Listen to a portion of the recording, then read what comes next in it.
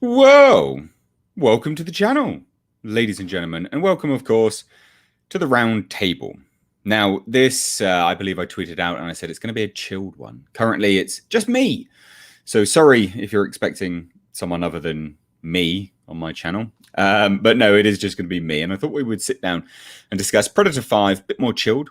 Batgirl Zatanna, the entire slate that is now 100% announced for HBO Max. It's genuinely interesting, and it also goes some way to explaining why the CW shows might change. Superman and Lois is a great example of that currently anyway. So yeah, ladies and gents, just me and you. I'm sure there's a song in there somewhere. And also, I do believe, dependent on how we get on for time, I will probably invite some members on as well. So we've got lots to talk about, ladies and gentlemen. Obviously, welcome, one and all. I live stream every Monday, Wednesday, and Friday. So we're here now to talk about Predator 5. First and foremost, I want to discuss that because I've done a few videos on it. And I tell you what, there is definitely, ladies and gents, let me get this image off the screen. There is definitely a hunger for Predator 5, right? Now, whether it's a hunger specifically for Predator 5 or there's just a hunger for Predator in general, I can't quite work it out. But any Predator video I've done recently following this new news has done really, really well. And I mean, relatively well. We're talking like 50,000 views well. Obviously, the one today is a slow burn. I get that. But it's really interesting because it goes to show, and I think you know, you guys in the chat are a great case study of this. Is the Predator franchise done? No, I don't think so at all. Which is fascinating because, of course, the last film pretty much shit the bed. But this is nothing but good news, I think. To be honest, I think this is really, really, really good news. Predator isn't done. The franchise is still plodding along nicely. It's still there. There's still a hunger for it. So that's good. That's really, really good news. But then, ladies and gents, we cut to we cut to the character types, don't they? You know, the character announcements that we've got for Predator 5 in general, and I guess that's kind of where people start to go a bit, oh, that's not good. That's not good. And I do wonder whether Predator 5, aka Skulls, will potentially be the nail in the coffin for the Predator franchise. And for those that, you know, may not be 100% with their memory on this, if you haven't watched any of the videos I've done, well, one, where are you? Where were you? I've done stuff. You should be watching it. But let me remind you, let me show you the initial sort of rough synopsis that dropped out there. Now, this is for a rough overview, a rough pre-production plot, I guess you could say, for Predator 5. Now, this is where I do think that ultimately, you know, this could potentially lead to, well, to the end of the franchise, I guess, or at least the hunger that we seem to be getting anyway. And I've got some more. I'll just save these and then I'll kind of read it out to you and we can discuss it. And like I said, ladies and gents, please do stick around because I want to get some members here, potentially for time-wise, if all goes well. We can have some members join the stream. But here we go. Look, the story will follow Key, a Comanche woman who goes against gender norms and traditions to become a warrior. Many years ago, in a time before any Europeans had ever encroached on their lands, the Comanche people had a well-defined society and gender norms. Key is very close to her younger brother, Tabe, who is being groomed as a leader. As capable as any young man in the tribe, Key, the female, the tomboy, has always been a teacher and source of inspiration for Tabe. In the Comanche way, she is Patsy, the elder sister that has helped to shape him. Key is a truth teller and has insight that others do not. A tomboy, She wants to prove herself in the masculine world of the Comanche. And then, of course, when danger threatens them all, Key, a 19-year-old, she's 19, by the way, sets out to prove that she is as capable as any young warrior. Like, if I read this out to you and you didn't know it was for Predator, you'd go, what is this for? I mean, now I say it's for Predator, you're still probably sat there going, what is this for? You know? What is this? Nothing about this screams a Predator film, does it? Let's be honest. Nothing about this screams a Predator film. I'm sure we can all agree on that anyway. Let me see if I can just move this around. No. Yeah, it's interesting. Like I said, nothing about that screams a Predator film, which is a shame. And I do think like there's only so much, and this goes to the same with any franchise. There's only so much goodwill a franchise has from its fan base. Currently, there's still really goodwill in the Predator fan base, like a lot of it. A lot of people are really still interested. And I do think that potentially it can just go like a fart in the wind. It's gone. And that's a shame, I think. But I'll hand it on over to you because there's still more I want to discuss about this. But a lot of the people that are joining this now, had you even heard that before? Have you seen the other videos that I've done on this? Because if that's the first time you've heard about it, what do you actually think? Let me know. Remember, that's just a vague overview. It's a pre-production synopsis, right? That's all it is. I've got more character breakdowns in a minute. That's what we're going to go for. I'm going to show you that in a second. And no, there's no guests. It's just me. There's never always guests. Calm down. So let me know. What do you actually think about it? And bearing in mind, this is not just all to poo-poo it. There are some good things about this, which we'll touch on in a second as well. Loco Madman. This doesn't make me cringe. As a Cree native Canadian, women are given equal respect. Okay, yeah. This screams desperate Mulan sequel. Yeah, I mean, I guess I can see it to a certain degree. I Spy Jasper. Yeah, Jasper is chilling out, asleep, as per the norm. So like I said, I want to know what people are actually doing, what their thoughts are sitting on this, what the overall kind of viewpoint is, especially as people that haven't actually seen the other videos that I've done. Genuinely intrigued to see it. Doesn't sound great to me, but hopefully it's executed well. Yeah, but that's the thing. So that's where we go into the good stuff, is that the execution part of it, the director is actually very, very good, and can handle strong women very, very good. But I do think ultimately, like, how strong a woman, kind of 19-year-old tomboy, be against a predator. And this is what I mean. Like, it's like you do a video, like, so say I did a video on this, for instance, and you'd have the same pile of crap that would just jump in the comments, go, you hate women. It's like, no. Let's think about the franchise on a whole. It started off with Arnold Schwarzenegger, biggest, most butch masculine man you could get for the 80s, right? Literally defined masculinity for the 80s, right? He was Mr. Olympia. That's kind of, it's the most pinnacle of masculinity.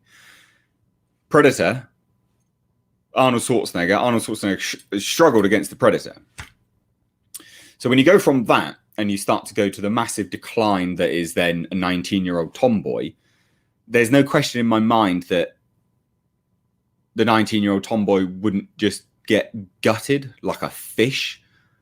And then I go to myself, well, what's the real struggle here? What's the actual, where are they going with this? Now that's if they actually go up against one another. There's nothing to say that they don't team up, but I feel that that's not something that's likely to happen. I don't think that's likely. And then, again, correct me if I'm wrong, if there's anyone else here that thinks maybe they could team up. There's a whole world of narratives that could work, and a 19-year-old girl would work in those kind of narratives. But you've got to cater to the lowest common denominator, and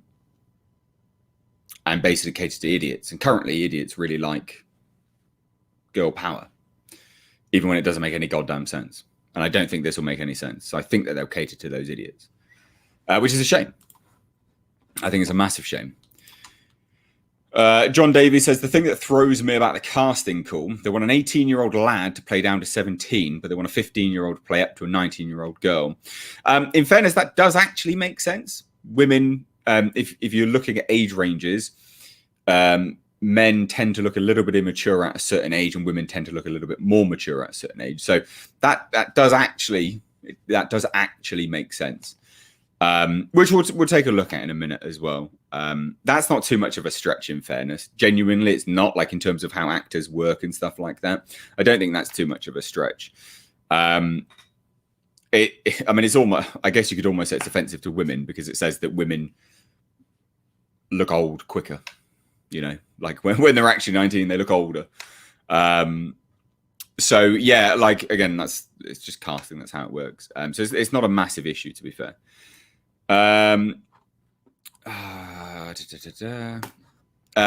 H, ADI should stay away from Predator movies. Yeah.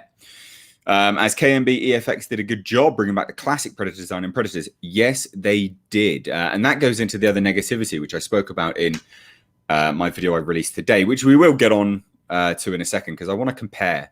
I want to actually show you physically and compare them, and you'll go, oh, yeah, no, this makes a lot of sense now. ADI, good company, terrible with Predators, awful with Predators, which we'll get on to into a second. So first Super Chat Nick B, sounds woke. They should reboot the AVP movies, starting with a novel, kick-ass Asian female lead. Everybody wins. Yeah, Machiko Noguchi. Fantastic. Dark Horse comics. They're great. They're really, really good. And yes, absolutely, they should do that. That's a story which is ripe for the picking, and they did kind of use that roughly for AVP. I mean, it was very broad stroke, very rough. But yeah, you are right. I mean, they probably should.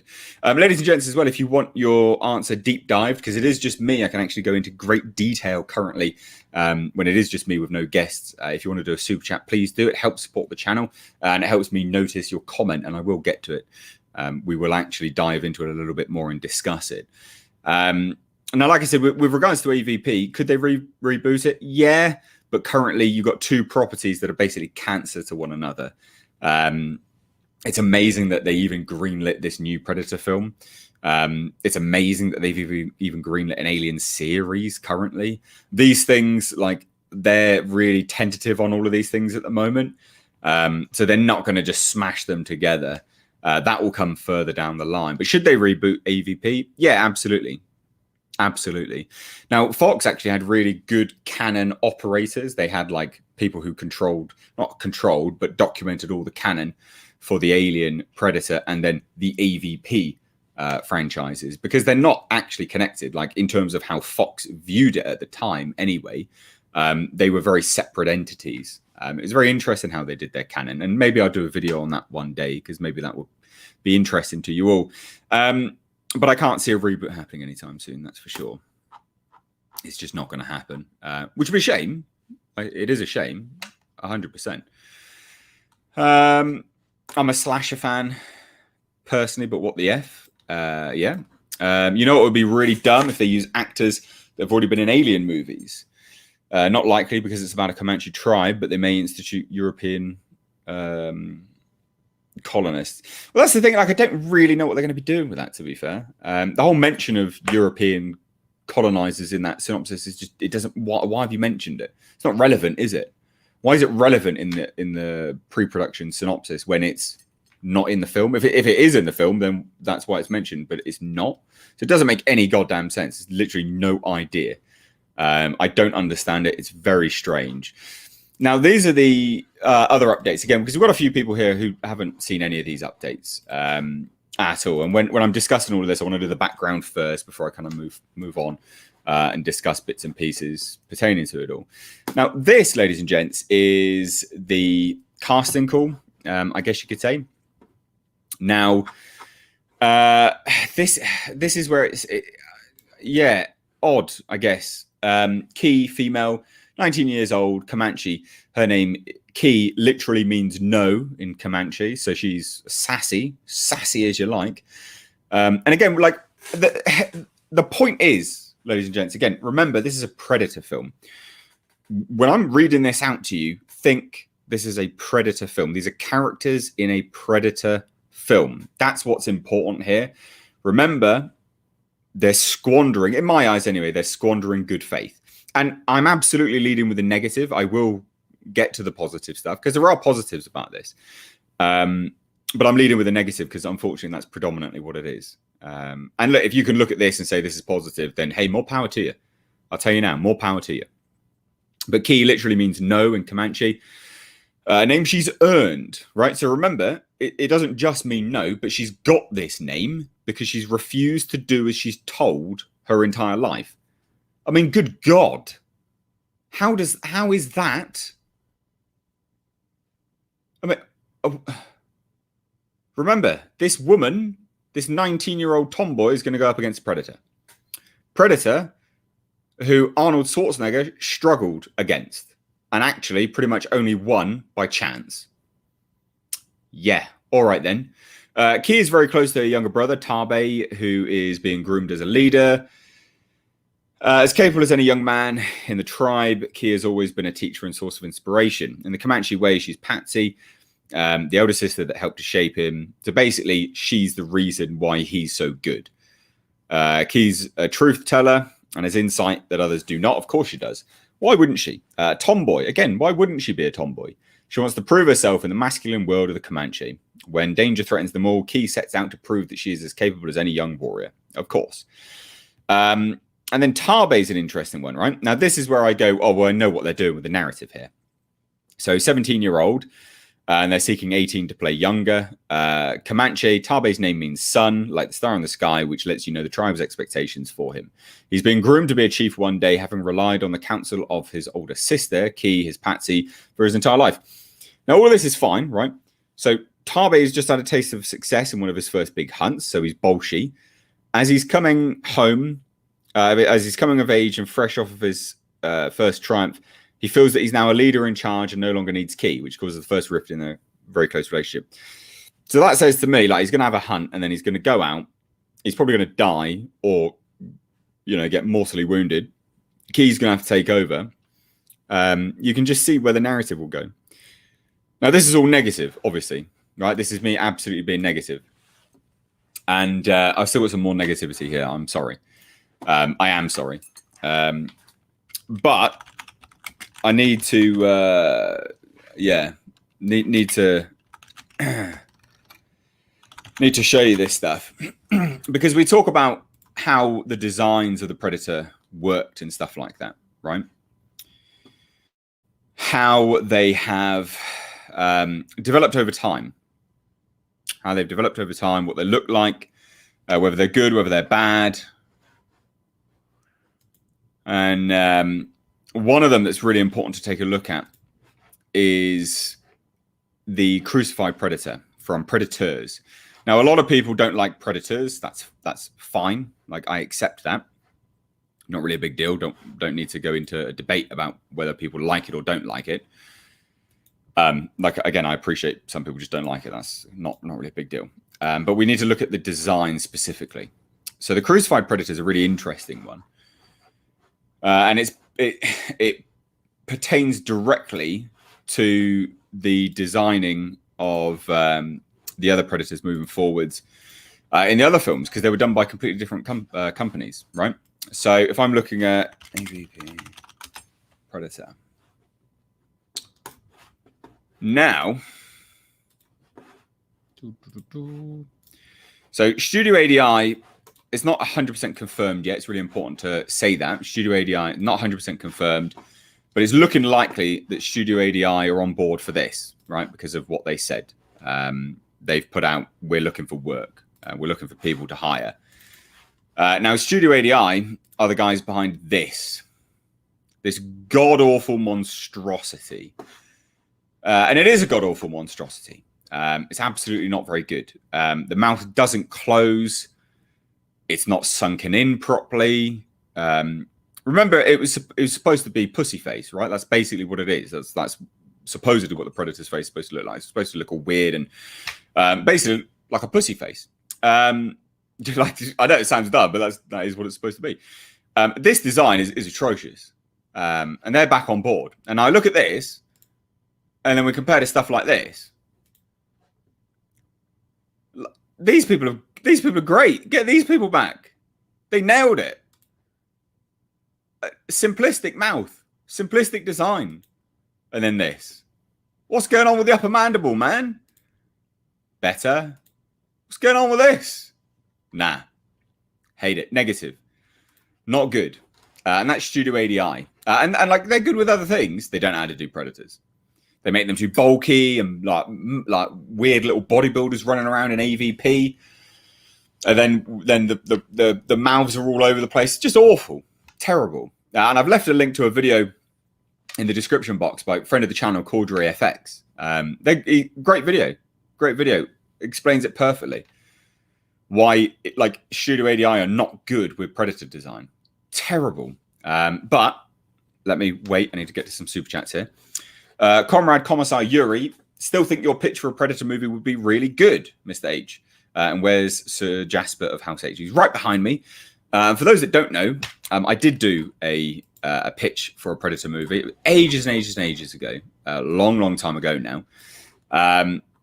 And it basically was set on the Predator homeworld. I subverted expectations by setting it in the future on Predator homeworld, and Predators have basically obliterated themselves with a civil war. So you have Predators depowered without as much technology, but the humans with lots of technology. And then you still have Predators going up against them and it being somewhat even, but still not, because Predators are more powerful. And I really like that pitch. I thought that was good fun. It's like how to save the Predator franchise. You can search for it on YouTube. It's there. And I really enjoyed that. I thought it was good. So yeah, no, I appreciate that. No one's going to tell. It would be cheap. I even outlined how it would be cheap because it said film in Australia. Lots of tax breaks. Film it in summer, not in summer. Film it in winter in the outback. Desolate. It would be great for Predator homeworld. Literally, like it's night. It would look like the Predator homeworld, like a desolate place in the outback of Australia. And it wouldn't be hot because winter is actually not winter, but well. Winter's warm, summer's cold. It's sort of reversed, but you know what I mean. And it would work. They'd be able to be in the suits. It'd be fine. I like that pitch.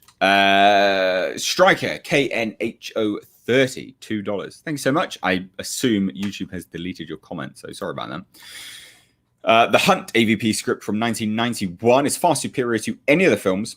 And a good adaptation of the comics. I wish they would revisit it with a good director. I think I did a video on that, if I remember rightly.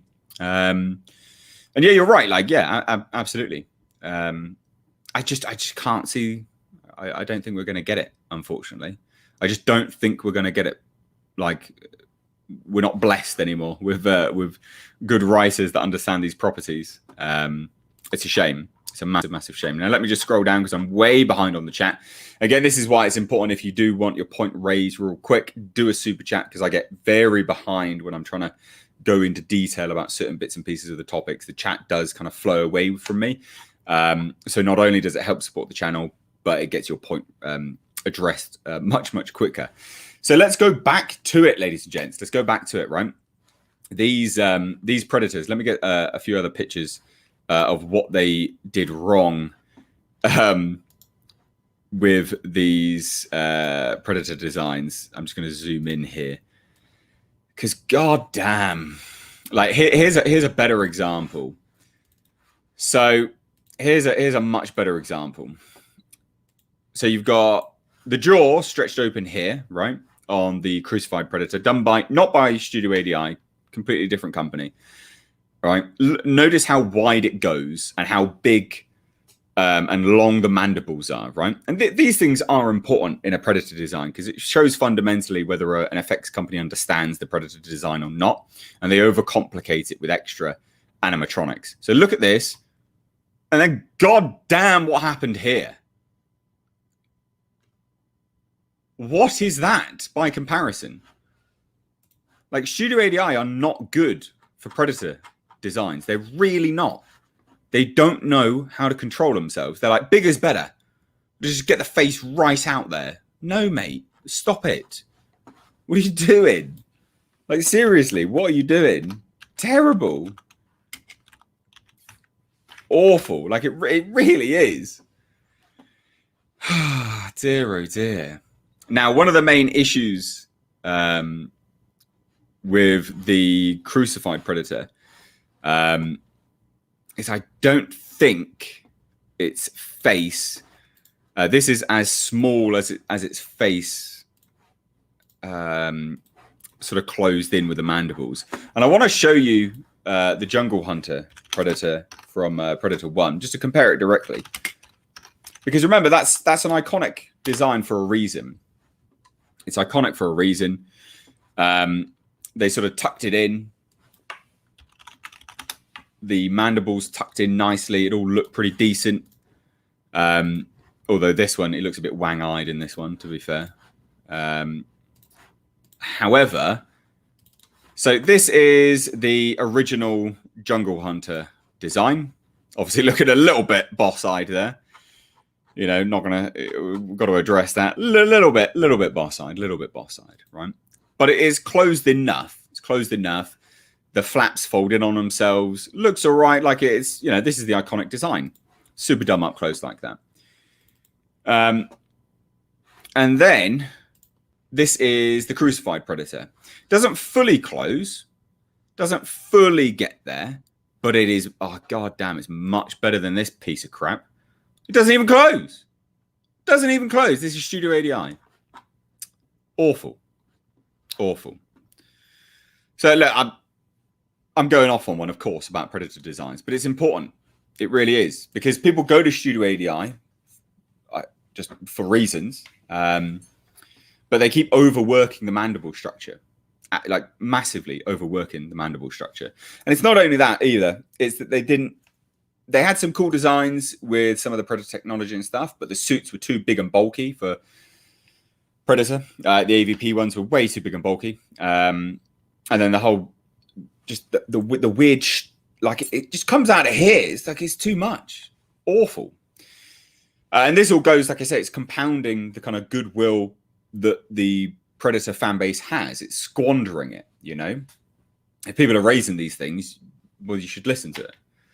Or at the very least, like, someone needs to contact bloody Studio ADI and go, look, just tone it down. Like, just fucking tone it down. It's too much. So I'll hand it on over to you in the chat, ladies and gents. Let me know, like, what do you think currently? This is what I do here when it's just me.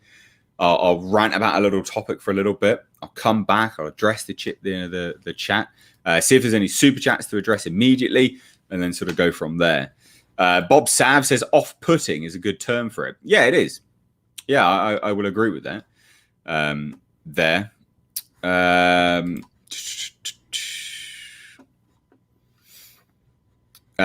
This is an interesting point to make. Yeah, it's like when you saw the Mortal Kombat trailer, you knew it was Mortal Kombat off the bat because it looked right.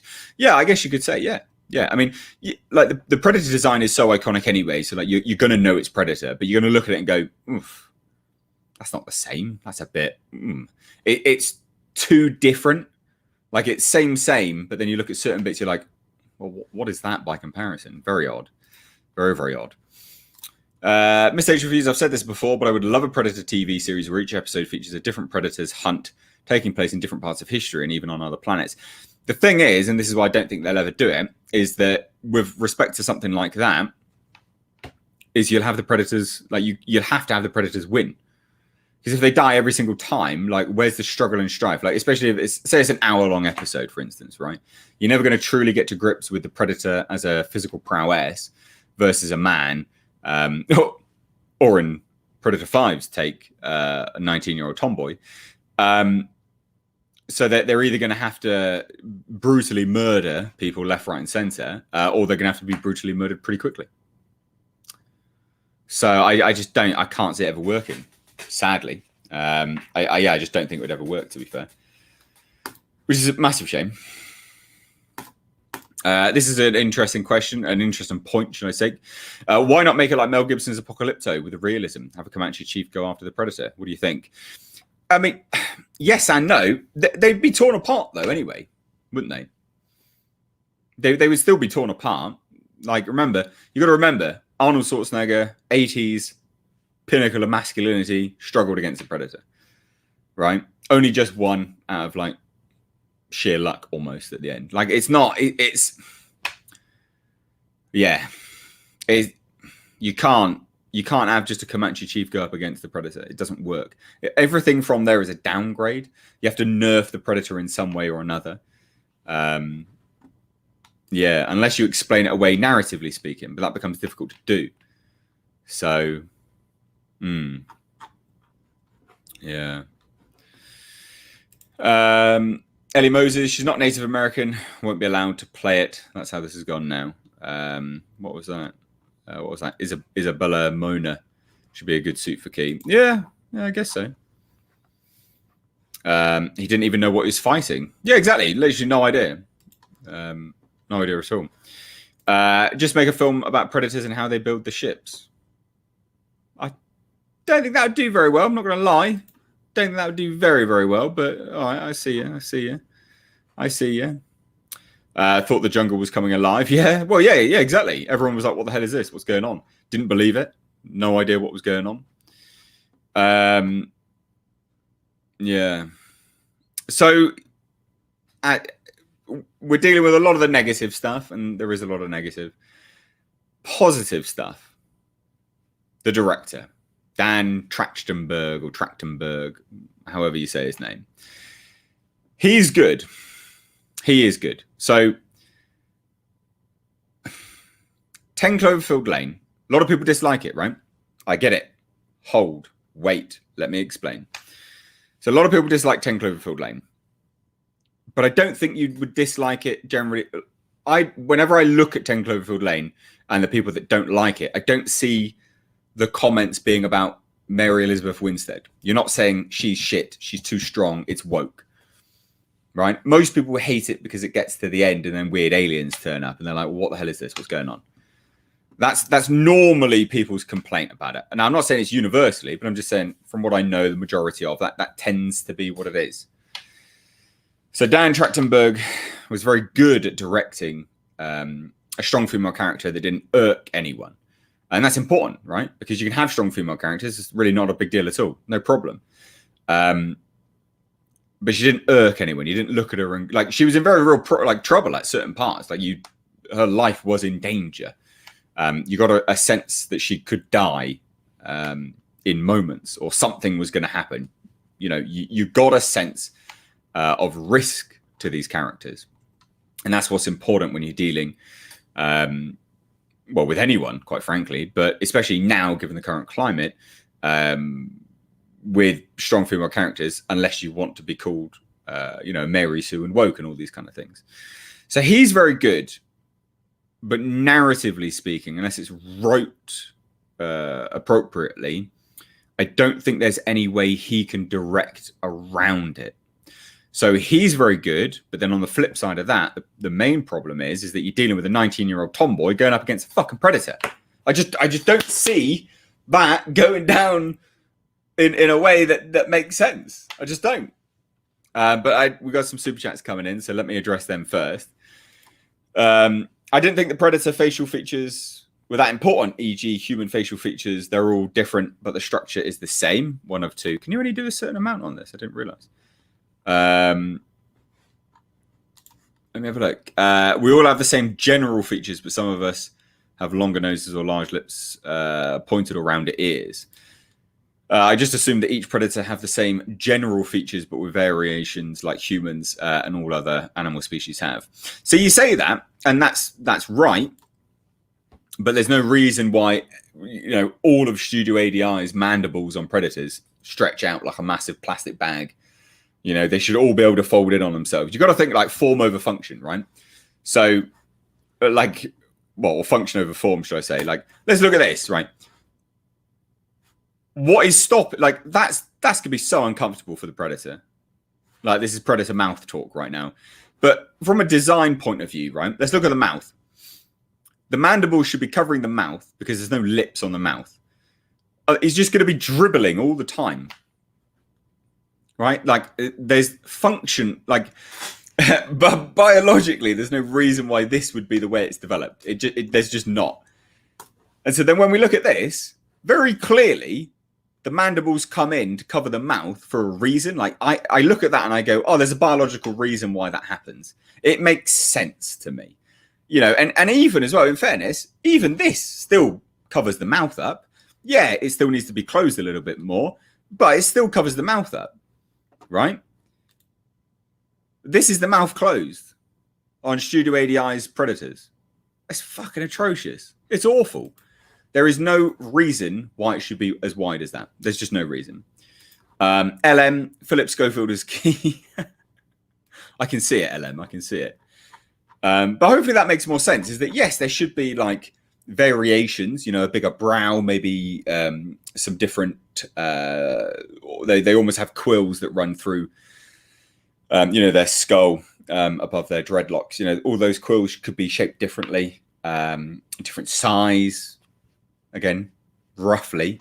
But the mandibles serve a biological function, an evolutionary function.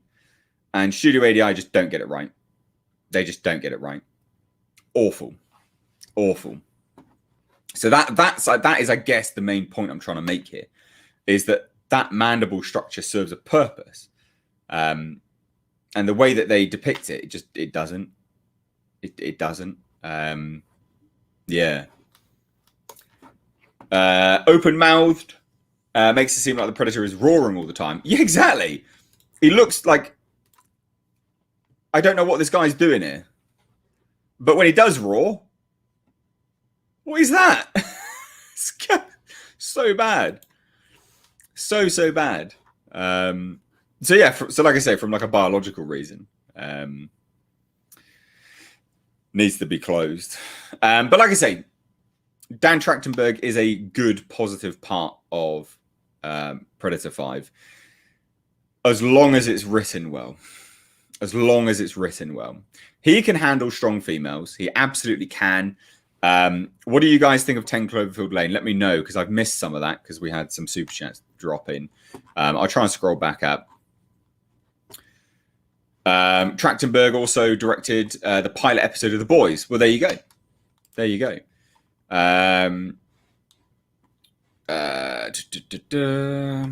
Scrolling back up here. Yeah, lots of people saying they really like 10 Cloverfield Lane. Again, this is a really pertinent point. When the peak of human physical performance can't take a predator down, it'll be hard to believe that a sassy teen can beat one. Yeah, a teenager that earns her name by literally refusing to do as she's told. I mean, it's just balls, isn't it? Let's be honest. So, yeah, like I say, 10 Cloverfield Lane. What did you think? Did you think it was woke? Did you think it was too strong female? Because I don't think that was what anyone thought. So we know Dan Trachtenberg can do that. He's fine. He can handle that. John Davies says it's possible that it's a teen predator, younger than AVP, and is there by mistake. Only narrative way there would and chance Key could win. Yes.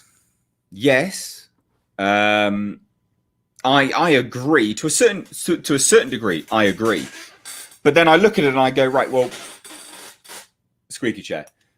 In a story, I'm like, well, how would they explain that? How would you explain that it's a kid predator? Are they actually going to have a kid predator turn up? Why? And then at that point, I'm like, well, really? We got predator babies now. I don't know. I don't know that there's a way you can do that where it makes sense. The eyes in AVP were bad also. It looked friendly. Yeah, true. Yeah, true. Very, very true. Very, very true. I think Studio ADI released some concept Pred Alien designs. Yeah, they have done. Again, they're fine. They're fine. Tales from Junkyard Missed H reviews. Given the new premise as a challenge and without completely modifying it, what would you change to make it a more compelling story? How would you rework the narrative? Hail the table. Thank you so much, Tales from Junkyard. So how would I do it? without completely modifying it, what would you change to make it a more compelling story? So the time period's great, right? I keep the setting. Comanche warriors, fine, absolutely great. Even go back to Aztecs, like whatever. That's fine, perfect, no worries. That's cool. That's interesting. That's compelling. You know, with Aztecs, you could have something interesting. You could play on the sort of myth of El Dorado, City of Gold. That would be interesting. You could have that. You could have a predator stalking some prey, stalking humans. Humans believe that it's someone else coming for the El Dorado, the City of Gold.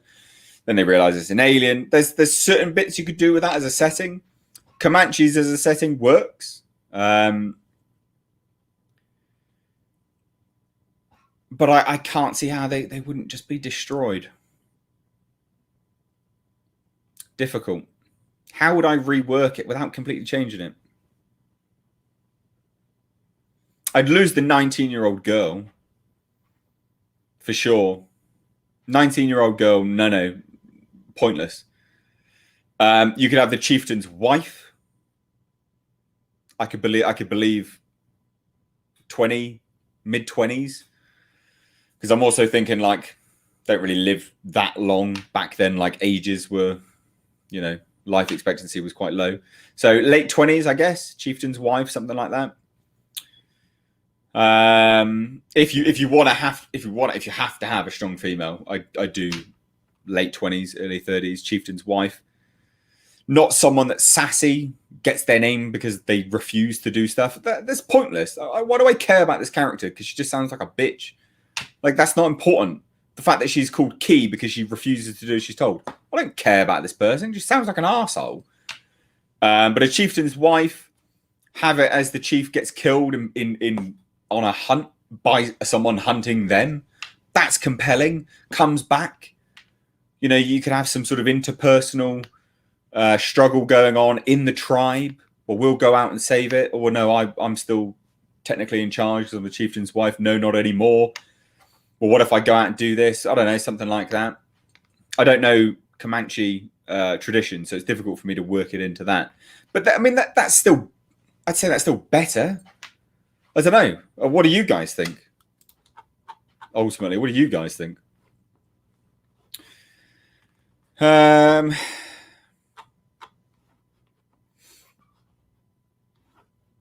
Yeah, Loco Madman. Yep, that's fair. She wins because she's spunky. Okay, that's a lot of work. Yeah, exactly. Like, it's just like, it's not relevant, is it? The way she says, the way she gets her name. How is that relevant to anything? Grizzled warrior beats it out of sheer luck. A warrior passes prime but uses wisdom earned over the years of battle and hunting to defeat the predator. Yeah.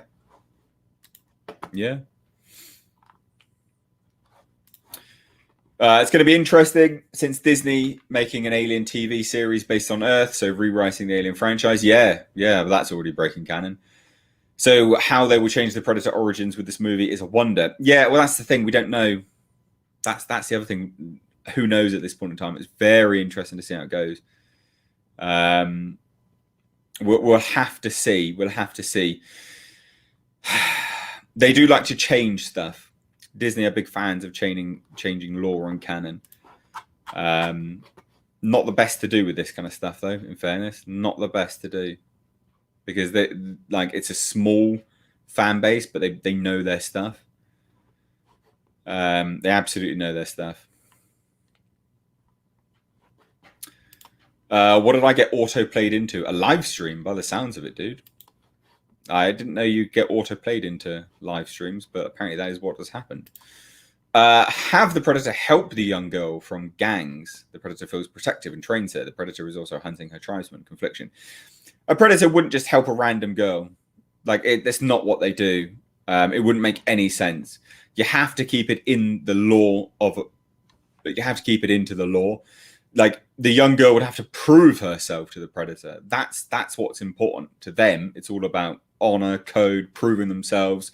Machiko Noguchi in the AVP, the original Dark Horse AVP stuff, didn't just, dumb luck get, into the Predator tribe, like worked her ass off to get in there, earned it. So it'd have to be the same kind of thing. That's Mary Sue level crap there. You can't have that. That wouldn't make sense. Why would it be protective? For what reason? It's an alien. Doesn't care. I see where you're going with it, but from lore reasons, it doesn't make sense. Sadly. Have I missed one? No, I haven't. Marshmallow, observation gameplay is sweet, but really choppy. So members of the channel will be aware of this, and I've gone back and had a look now. The game runs smooth, little bit choppy here and there. Right, I'm doing observation for members and patrons. Right, the recording is horrendous. When I'm playing it, not bad. I don't know what's going on, so I need to figure that out because that doesn't make any sense to me. If I can't figure it out, I'm gonna have to just stop playing it because I can't have you guys watch that crap because it's bad. It looks like shit. When I'm playing it, it's acceptable. The footage that you get is fucking atrocious, and I'm not having it. I don't want people to watch that crap. It's bad. I'll just change the game to something else entirely, which I know will annoy some people. But if I can't figure it out, there's no point you watching it when you can't actually watch it. So I'm sorry. Yeah, it's not good. Not good at all. Mr. Plague Doctor, hey, Mistake. Sorry I can't stick around for the stream. Got to make that money at work. Keep up the great work. Well, thanks so much for dropping in anyway. That's what's important here. I really appreciate anyone dropping into these streams. And if you didn't know, I do live stream every Monday, Wednesday, Friday. They're called the round table, whether it's just me or other people. Generally speaking, I have been struggling. I haven't struggled to get guests on. I can always get guests on, right? Monday is normally always Andre from Midnight's Edge. And then we have Tom as well that drops in on Monday. But I found myself a lot of people I'm not voicing my opinion as much on those streams anymore because I'm having to do too much I'm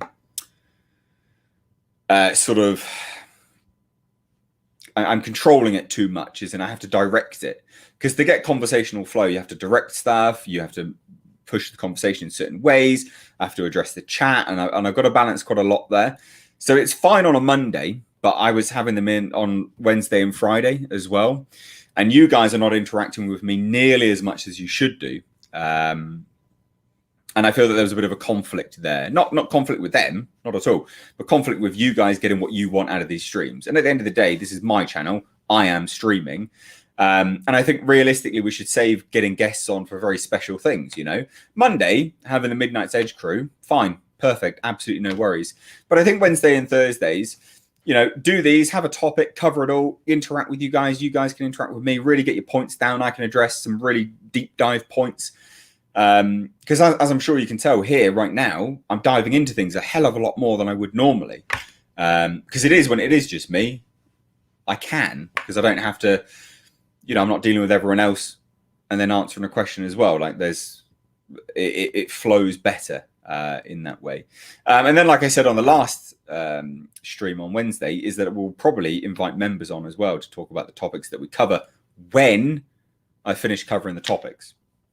So members, anyone can join, member of the channel. It helps support the channel. You do get benefits. I was talking about observation, but fucking don't want to go there at the moment. And then I just send out an invite to members of the channel, and it's first come, first served. Only a very limited amount of people will drop on. Haven't figured it out quite yet. You have a set amount of questions to sort of drop in and talk about, and then you can just leave. And I think that'd be good fun. I think that's a better way of doing it, better way to interact with you guys. As a live stream, it makes more sense. You guys come here, you're on my channel. It makes sense. So let me know if you actually like that idea or not. But again, thank you, Plague Doctor, and thank you everyone else for actually joining these streams. I do appreciate it. It does. It genuinely means the world to me. These have been very, very good fun. These have been very, very good fun.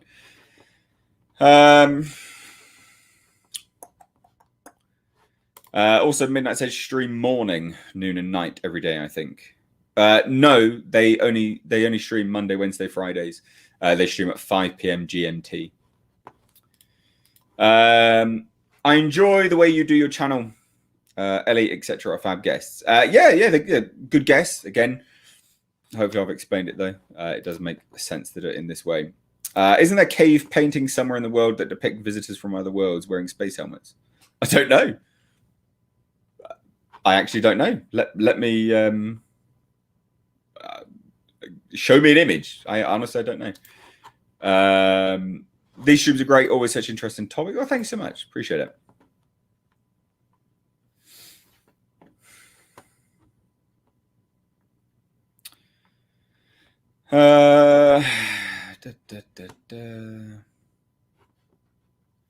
If Key was pregnant, it'd go against the Predator's code. Worth thinking about. But then, how would this strong female go up against the Predator if she's pregnant? Like, where would be the actual battle? What? That would mean that she would kill the Predator and win unfairly. That's awful.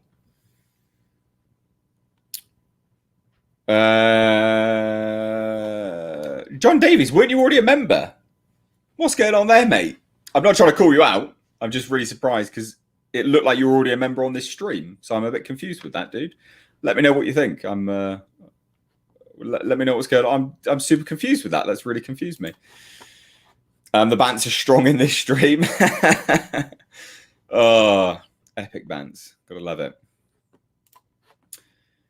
Right, Tales from on this stage, I would have gone with a fictional tribe dedicated to worshipping, battling the Predator race with an established history to try and give the humans a believable fighting chance. Just my thoughts. So you know what that sounds like to me? Oof, you're going to hate me for saying this. That sounds like fucking Jiu-Jitsu with that Nicolas Cage movie. God-awful film. The alien come down and taught him Jiu-Jitsu. And it comes down every 3 years or something like that, and they've got to battle it. That honestly sounds like that. If you haven't seen it,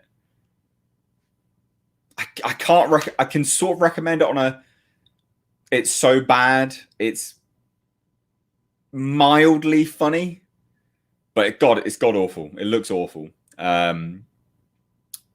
Yeah, that honestly sounds like that. Which I have massive hate against now. Anything that sounds like that, I've got huge hate against it. So yeah. Right, anyway, so that's all the Predator stuff. Has anyone got anything else they want to really cover here when it comes to the Predator situation? Please do let me know. Okay, yeah, straight away.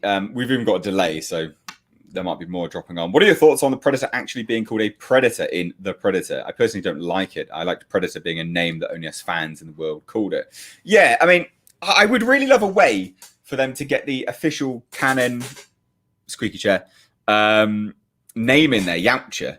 I'd love that. I think that'd be epic. I think that'd be really cool. Using the terminology like Predator and things like that. It's cringe inducing because you just go, oh, why are you doing that? Like, who's that for? That's for you, isn't it? That's for the writer. The writer thinks they're clever, and no one.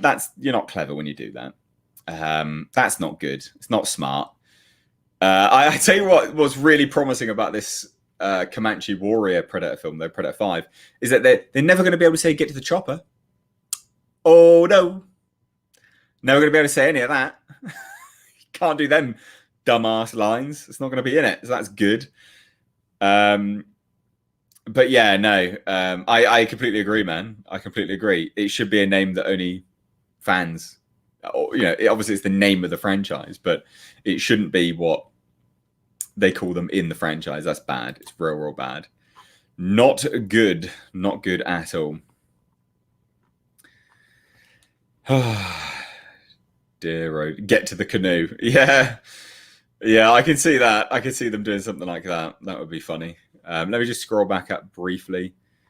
Love the Alien Predator videos. Thank you so much, Reno. I hope I'm not butchering your name, either or. Sorry.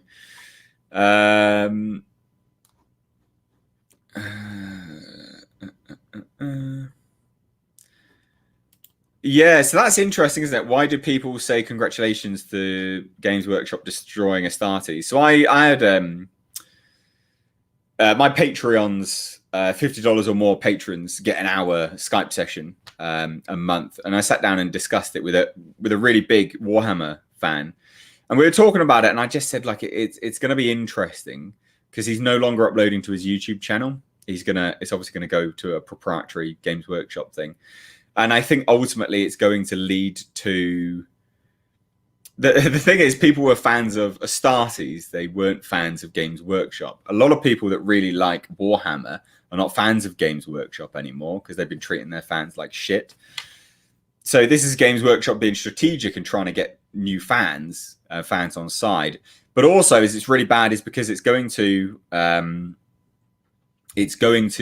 split the viewers. Because I find it's like I've got Twitter and Instagram, right? At Missed H Reviews. It's the same name on here. Literally right there, at Missed H Reviews. Go and follow me. Barely anyone follows me, right? And that's fine, but this is a great example of it. It's because, ladies and gents, when people follow you on a platform, an established platform, they don't like going off to other platforms to follow you elsewhere. It's not what people like to do. People have said to me, set up a Twitch stream. And I'm like, there's no point.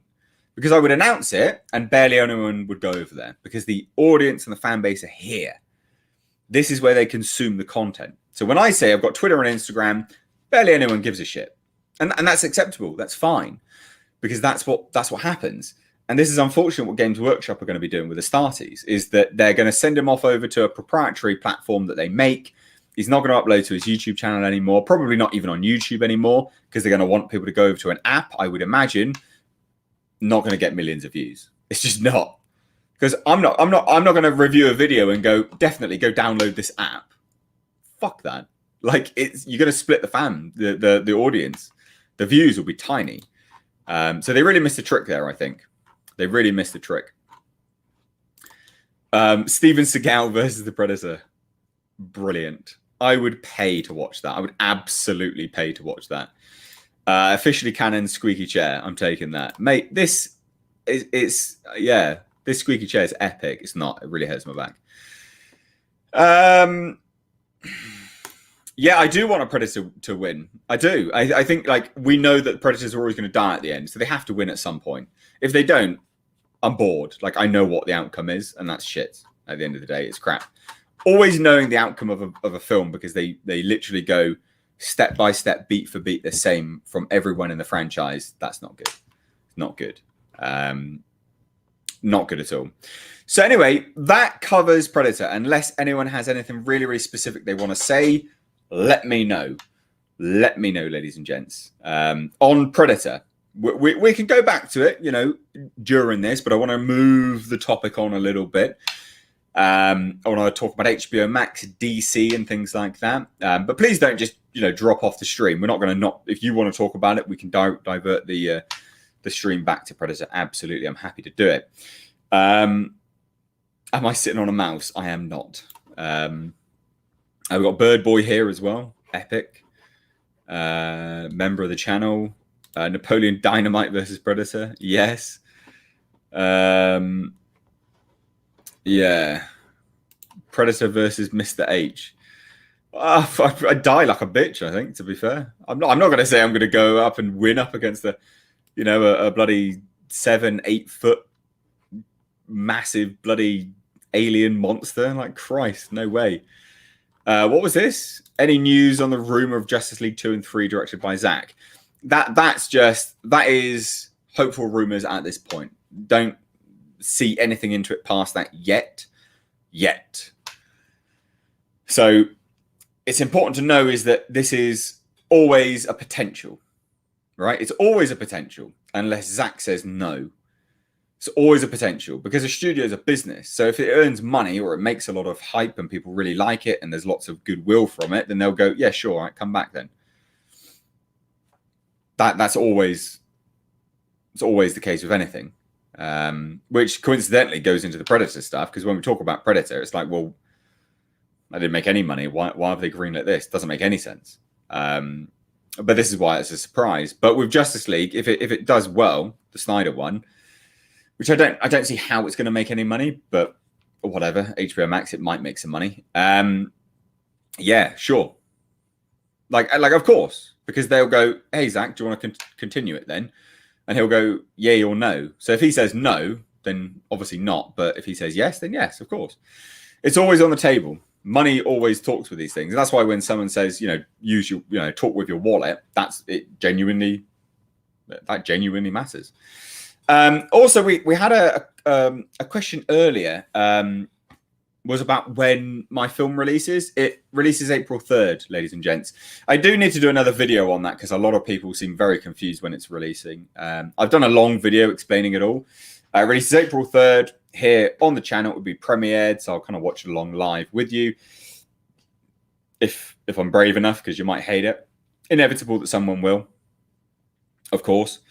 It's not going to be it's movies. They're subjective, so it's not everyone's cup of tea. April 3rd it releases, Saturday, April 3rd, and then on that day, immediately on that day, the Blu-rays are for pre-order. Now, the Blu-ray is a limited edition thing. You're not buying the film, although the film's on the Blu-ray. You are buying an hour-long documentary, behind-the-scenes footage, interviews, everything. How it's the making of the film, basically. So that's April 3rd, just to throw it out there. And that's available on my website, productionhfilms.com. If you go through the website now, you can bookmark it, and you can actually see along the top it says shop. That's where it's going to be.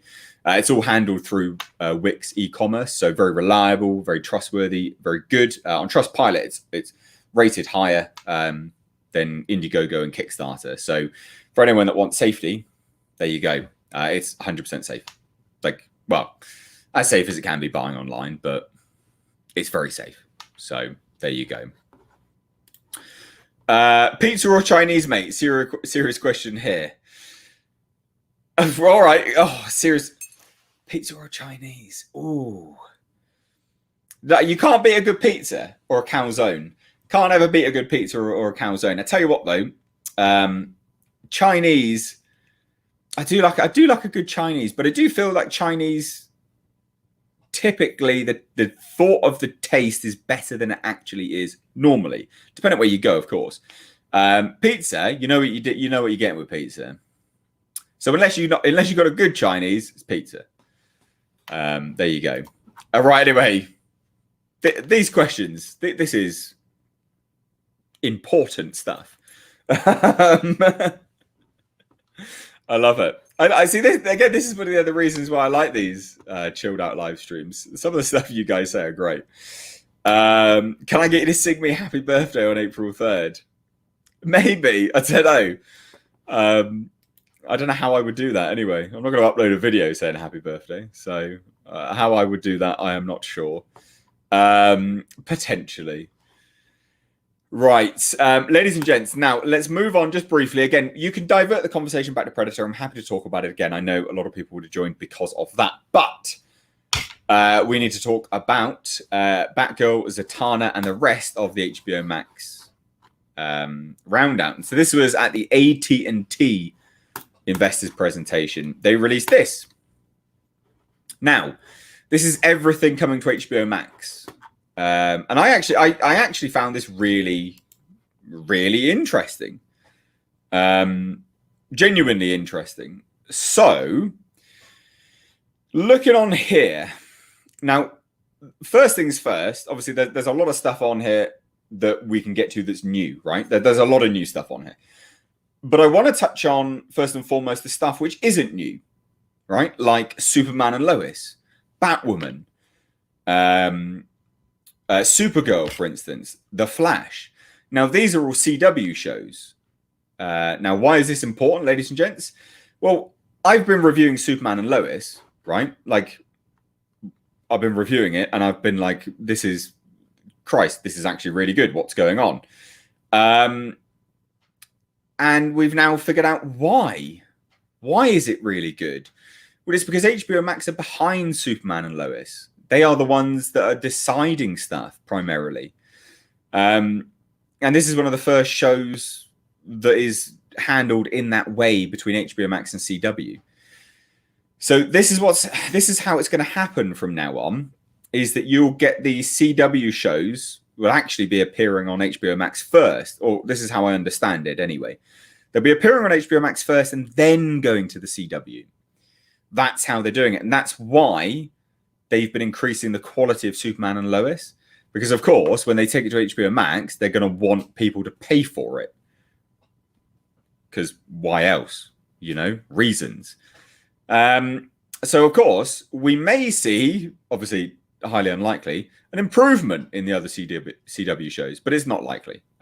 They have their established tone, writer's room. They can't get rid of them. It's not going to happen.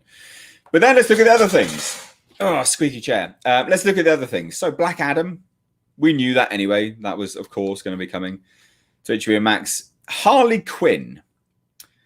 Now, I don't know whether this is the show, the animated show or not, or whether this is going to be some form of live action situation. I would imagine this is just the animated stuff. Superman and Lois we know about. Static Shock.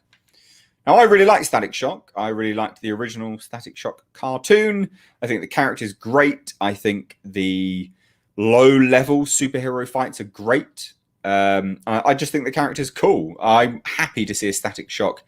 I believe this is a movie, if I remember rightly. And that's going to be epic. Really looking forward to that. Blue Beetle, they've already announced. Fine. But Batgirl's back on. Batgirl is back on. I believe this is still a movie, if I remember rightly, because Collider spoke to one of the writers of this ages ago and was talking about it all, just saying, we need to flesh them out. We need to talk about it, do all of this, blah, blah, blah. Which was Christina Hodson, who was the writer of Bumblebee and Birds of Prey. She was attached to the script for a long time. So that'll be interesting to see how that develops. And before we move on, we've got some super chats here. So Finbar White says, Mr. H here, summit towards a chair. Also, all takeaway. Keep smiling. Thank you so much, man. Really appreciate that. That's very, very kind of you. Thank you so much. Genuinely, that is very, very kind of you. Cole for 99 cents. Thank you. Appreciate that. So yeah, what is everyone thinking about it? About currently the top row anyway. Does anyone like Static Shock? Is anyone a fan of Static Shock? Let me know. Genuinely curious to see that, whether anyone likes Static Shock or not. I've got fond memories of that character. I think there's you can do a lot with that, to be fair. Static Shock. I think you could go somewhere. And I enjoyed them all being connected in terms of getting their powers from one set location. I think that's going to be good. John Davies says, Mr. H, does that mean that season 3 of Batwoman will change their writing style? Bad news for your streams, obviously. Yeah, well, maybe. I don't know, to be fair. We'll have to see how that goes. We'll have to see how that one goes. So we shall see. I don't know whether they'll change it. I honestly don't think that they will, in fairness. Right. So we've got the Peacemaker series. We know we know what that is anyway. Green Lantern. Now, not 100% on that. I don't know whether that was an animated thing or not, because we were rumored to get the Green Lantern Corps, weren't we? For a while. Aquaman 2. That's fine. We know that. Now, I'm assuming this Flash symbol is the Flash TV series. That's what I'm assuming. I could be wrong, obviously, but I'm assuming it is. Teen Titans Go speaks for itself. Suicide Squad, I believe, is just the movie. They're announcing that it is coming to HBO Max, which, I mean, that's not a sell. Who cares about that? Bat Wheels. I'm going to assume is an animated cartoon, right? It's a kids thing. I'm assuming. The Batman we know about. That's fine. It's interesting that they announced it in terms of coming to HBO Max, but I guess it would. Of course, it would. Why wouldn't it? It makes sense. AT&T investor presentation. So yeah, I mean that it just makes sense really. Zatanna, interesting. Happy to see. Fine, cool. Let's do it. But then the other side of this is how much of this is going to be developed under J.J. Abrams as well, because his bad robot stuff has pretty big dealings now. Supergirl, we know what Supergirl is. Not really a big deal. Shazam! Fury of the Gods. I'm looking forward to the follow-up to Shazam. I am actually looking forward to that. I didn't hate Shazam. Hated the costume, thought it was super dumb, but it fits the tone of the movie. So that will genuinely be interesting. Batwoman, we know what that is, so fuck that off. The Suicide Squad, again, we know what that is. GCPD, we still don't know where they're going with that. So not, anything to be overly excited about just yet. DMZ, not really familiar with that. Gotham Knights, again, not overly familiar with that. I would assume it's sort of the Bat Family tales. Superhero High and the League of Super Pets. So all fine. All fine. Not an issue. All fine. Nothing here that's massively offensive. They don't have the Aquaman thing on there. That is awful animation. Really, really awful animation. Terrible stuff. So we'll see how that goes.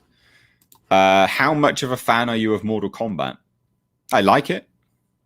I'm a mid fan, I guess. I don't know. I don't know how you sort of constitute fandom, really. But I do like it. Now, anyway, so there you go. Batgirl is confirmed. Superman and Lois actually going to HBO Max. AT&T Investor Day.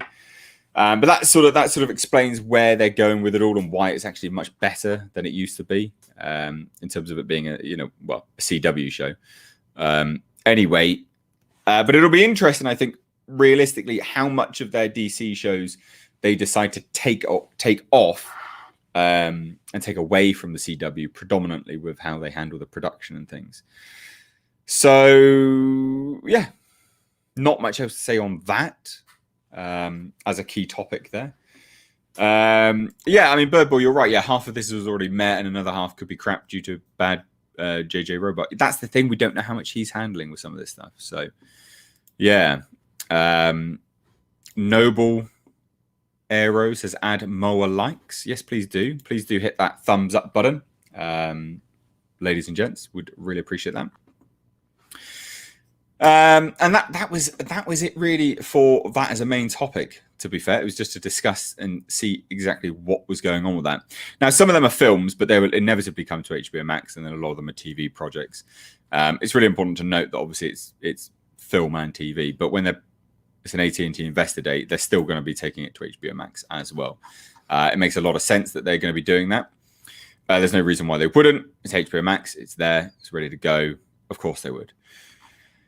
And they've been moving a lot over to HBO Max recently. Anyway, a lot of their movies are now appearing over there. So it makes a lot of sense. Now, what's this? Sorry. This age reviews R-rated Assassin's Creed movie based on exact story of the first 4 original games. AC1 and Ezio's trilogy would please millions of fans and make lots of money, in my opinion. What do you think?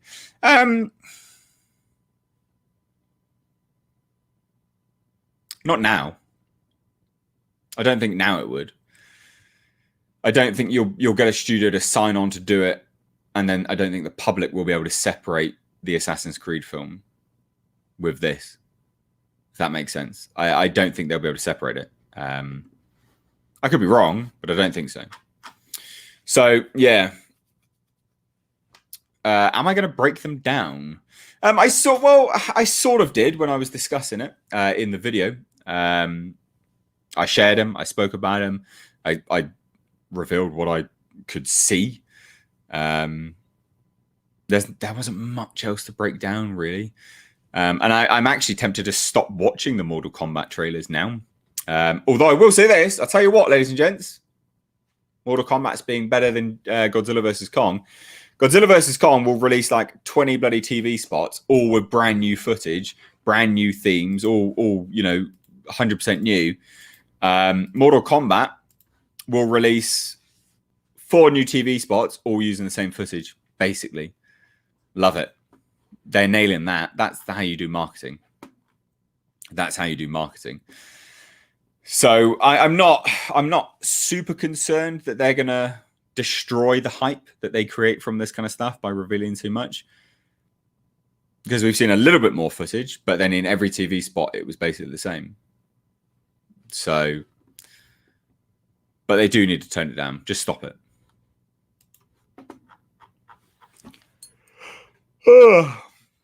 Excuse me. Right, Shane White. It's rumored Zack Snyder might be directing Wonder Woman 3 for summer 2023. as Patty Jenkins is too busy making Star Wars Rogue Squadron, which is slated for Christmas 2023. Yeah, I know. I've heard that rumor. All these things are a case of people jumping on the bandwagon because Zack Snyder's film is about to be released. Just wait.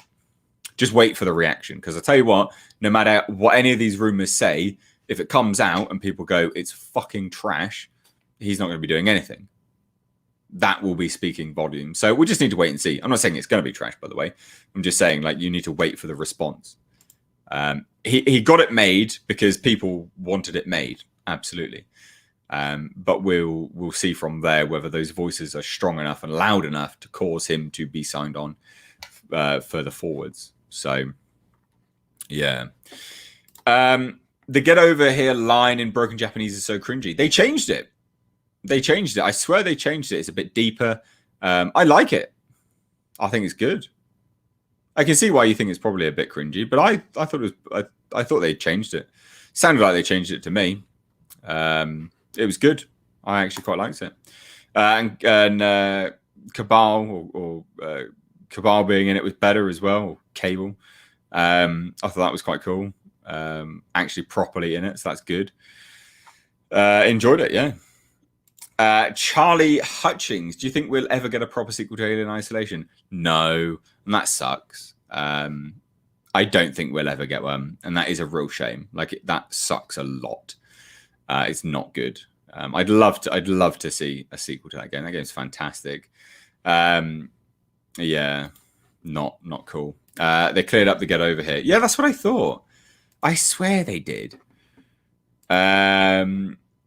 What's the betting HBO Max up their game to take on Disney Plus and then ruin it all by hiring Kathleen Kennedy? I doubt it. Yeah, I doubt it. I think they see that she's cancer, basically. Yeah. I can't see them doing that for sure. At all. Now, let me just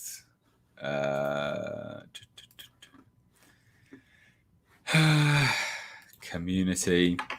So what we're going to do, we're going to trial this now. Channel members will be receiving a link now to drop on this live stream and interact with me live. Now, you don't have to do video. You can just do audio. It's absolutely fine. You will have a total of 2 questions that you can sort of answer or ask live. And then this is a trial. So doing trials live are never particularly good, but let's give it a go.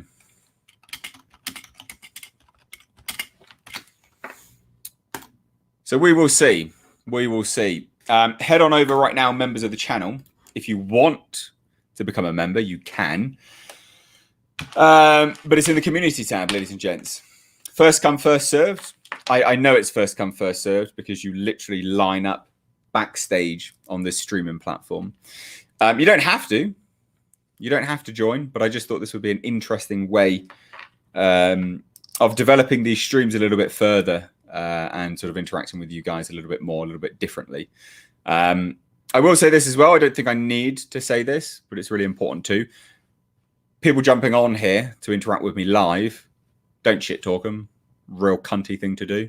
People are being very brave to come on here and talk live, especially to like an audience like this as well. But we're all very nice here. We're all very good. So behave is the take home from there. But 2 questions and then boom, gone. And we can shuffle on. But the invite is there in the community tab. It will be open, well, probably for 15, 20-ish minutes, and then we'll shuffle on.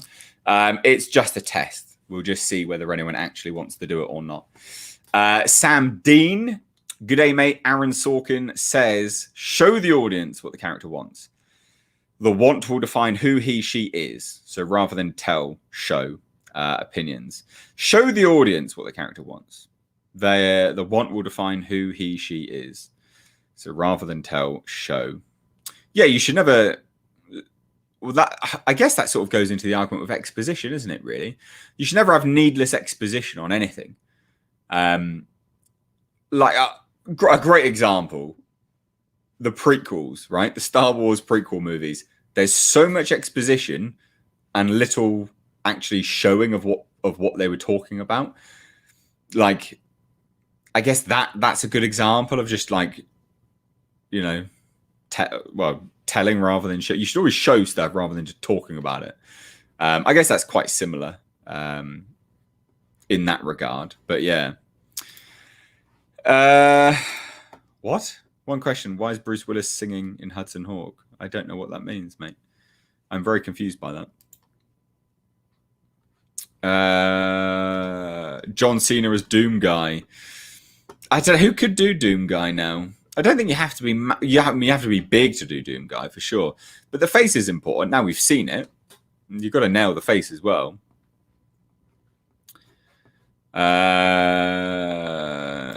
What's your movie about? Where have you been, man? I assume you're very, very new. It is a band of, I mean, it's a fantasy horror film. So barbarians, they're not Vikings. It's just barbarians travel home, come across something, and then all shit breaks loose. That's basically it. It's a short film, so I can't really reveal much to be fair.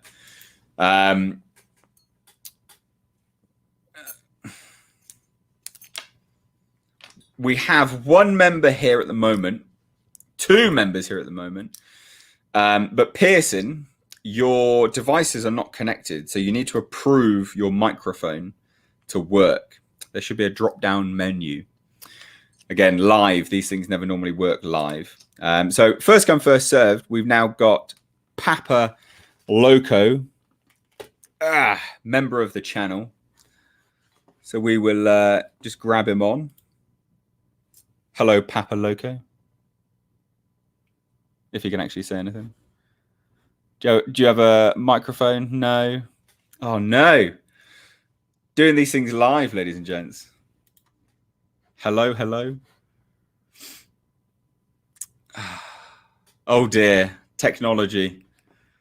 You have to approve your microphones. Oh, dear, oh, dear. Pearson, you need to connect your microphone as well. If anyone drops in, you need to do goddamn microphones. It won't work otherwise. You can't just, you have to actually speak. Yeah.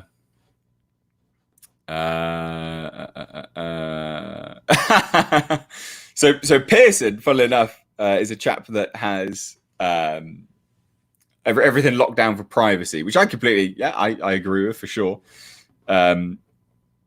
But obviously that's struggling with his microphone settings. So that's a bit of an issue there. Anyway, is he not in the chat? Well, no, because there's no point inviting people on if their microphones don't work. So I can see, so you can't see any of this stuff, right? But the way this works is that I can see everyone backstage waiting to come on the stream, right? That I can see everyone. And so that's why I know it's first come, first serve, because they line up in the order of which they join and use the invite that has been sent out. But then I can also see whether they've got anything connected, whether their audio's connected, their camera's connected. I can see it all. It's quite a good streaming platform. I will tell you that, actually. It is a good streaming platform. It works when it works. We had a super chat here, so have I just been missing super chats? No, I've not. The ones from you, LM, stay at the top there for ages. Like, so I get them turning up at the top on the side, and I can see them for ages. That's so strange. Only yours do that. Very odd. Papa Loco, you've got to approve your mic now because it's muted at the moment. Oh no, it's me. Okay, right. Pearson, you need to still connect your stuff, so I'm going to boot you off. You can sort your stuff out. So I'm going to kick you off. And Papa Loco, you need to unmute your mic, Papa Loco. For fuck's sake. Oh my God. Live. Doesn't work. This was a great idea. Papa Loco, you need to unmute your mic, or I'm going to have to boot you off as well. I'm going to boot you off. You can come back in a second. Oh, these things. these things. I tried, ladies and gents. I tried. I cannot control my guests. I cannot control them. Right. Anyway, what's this? Oh, Tom from Midnight's Edge. You're a member, aren't you? Is my mic working? Is it working? Well, you are actually. So I didn't invite Tom on specifically. Tom is actually a member of the channel. So yeah. So how you doing? I got 2 questions to ask. You've got 2. We're trying it out live. It's been a massive failure at the moment. So you got 2 questions. Can I have $1 million? Sadly, no. Apologies. Well, there goes my second question. Oh, what was going to be the second question? Buy me a car. I don't know. You can buy yourself a car. I know. I'm kidding. I got a decent car. I'm happy with mine. No. I got an HH. It's like kind of like it's like a PT Cruiser, but it's the Chevy version or whatever. I don't know. PT Cruisers are not cool. No. But mine's all right. But the Chevy version's cool, is it? Yeah, it's all right. It works. Okay. All right. Good. I wanted a car that I wasn't taking to the damn mechanics every 2 weeks, and something that could get me more than 20 feet. Had a heater. Air conditioner, that kind of stuff. How are you doing anyway? Oh, I'm hanging in there. I just thought I'd bop in and say hi since you're having so much fun. Yeah, an HHR. Yeah, that's what it is. Yeah, I thought I'd try it out. I thought we'd try out doing live member call-ins just to see whether it works or not. I announced it on the last stream on Wednesday and just thought I would see whether it's something that works. We've got 2 more people waiting to join, so I'll try. You can stay if you want. I guess. I just hopped in to give you shit since you're having so much fun. Well, it wasn't fun, but it's I know, I'm being sarcastic. Fucking live, doing things live is always a pain in the ass. But all right, dude, well, not nice to have you on. No problem, man. I just thought I'd hop in and say hi. All right, appreciate it, dude. No problem, man. Take care, and hopefully the next person you have more luck with it. So. Yeah, it's not their fault, in fairness. I know. That. It's there's a learning curve with this stuff, so there certainly is. All right, dude. I'll speak to you soon. No problem, man. Take care. All right, peace. Right. All right, John Davies. First come, first serve. John Davies. Let's have a look. Does your mic work? Are you here? You're all right. There we go. I just wanted to. I didn't actually have a question. I just wanted to prove the concept worked. Well, finally it does. God damn. So yeah, that was pretty much it. Dear, oh dear. Well, I appreciate you jumping on and trying. I didn't know whether this would be a good concept or not, but it's proving to have some laughs anyway, that's for sure. So, yeah. Good times. Right, I'll let the next one in. Cheers. Appreciate it. Peace. Bye-bye. Oh, dear. This is great.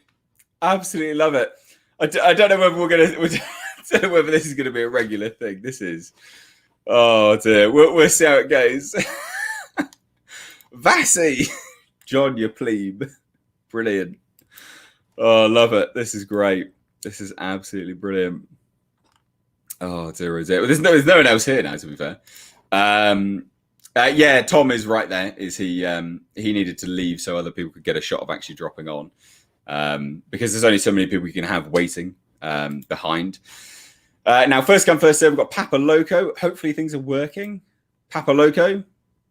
Hello, mate. There we go. It's working. Or Papa Loco. Yeah, no, I got the new Samsung S21, and it's just a pain in the ass. There's no alt for it. I'm just working it all out. Well, in fairness, it's probably this streaming platform, to be fair. I really like the streaming platform's great. Streaming platform's really good. But if people don't know, they need to click on certain things and do all of that. So what was the 2 questions? None, really. I'm not really one of them talkers, really. Do you know what I mean? But I like listening, but I'm just here and I'm happy, innit? Oh, well, good. All right. Well, I appreciate you joining anyway. I have one question. I'll do one question, though. One question that does, I think. Are you married or anything? No, I'm not. No. Why is that? I don't know. Like, I just always Why thought is that? That's yeah, I don't know, to be honest. That's a question of life in general, isn't it? Like, how long's a piece Because I of tell by string? your house, because it's a single man's house, definitely, like living the dream. Yeah. Well, yeah. You think you could tell maybe by everything around. Oh, that's it. It's a giveaway, definitely. I think my cars are the giveaway as well. In fairness, the cars are definitely a dead giveaway. Oh yeah, you like the Subarus and that, didn't you? No, so I had the Subaru only. I had the Subaru. I think I only owned the Subaru for about 6 months. It was literally just a project car, a bit of fun to have for a little bit. So I've got a Nissan 370Z, which is like my sort of daily driver thing. That's like my main car. But then I've got a Datsun pickup truck, which is like an old classic that's being restored and things like that. I don't own anything practical, basically. So I think that's a dead giveaway that I am not married, because otherwise I'd probably have to own a practical car, which would shatter my soul. Yeah, no, you're living the dream, though. Definitely, mate, living the dream.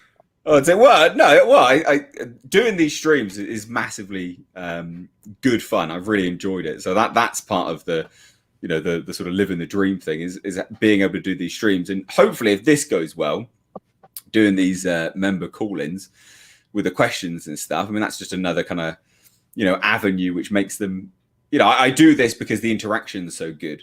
Like people long-term viewers of the channel will be well aware. I used to do morning streams all the time, and I stopped doing them because they just weren't fun anymore. Like they accumulated way too many trolls. It was just not fun.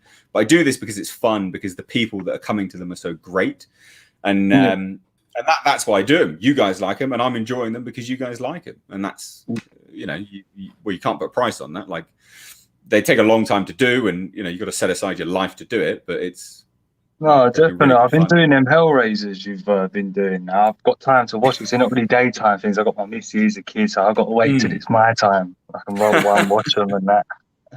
I appreciate them, though. Did you get through the mammoth? What was it, like eight odd hours? I think it is the compilation ones, the full audiobook ones. Have you read them? Not read. Have you seen them? I went in for. What did I go in for? I went in for one of them that was before. You have to bear with me because I'm getting a bit of stage fright here. No, it's all good. It's all good. Again, everyone's been very friendly, so you don't need to worry. Oh, that's good. What's the longest one? I'm thinking next series. So on YouTube, that big one. Yeah, so basically, I did the Boom Comics was split. So I did the Boom Comics, and it ran for I think it was 34 episodes or something like that. But they had to be split into 2 parts because it came to 8.5 hours or something like that.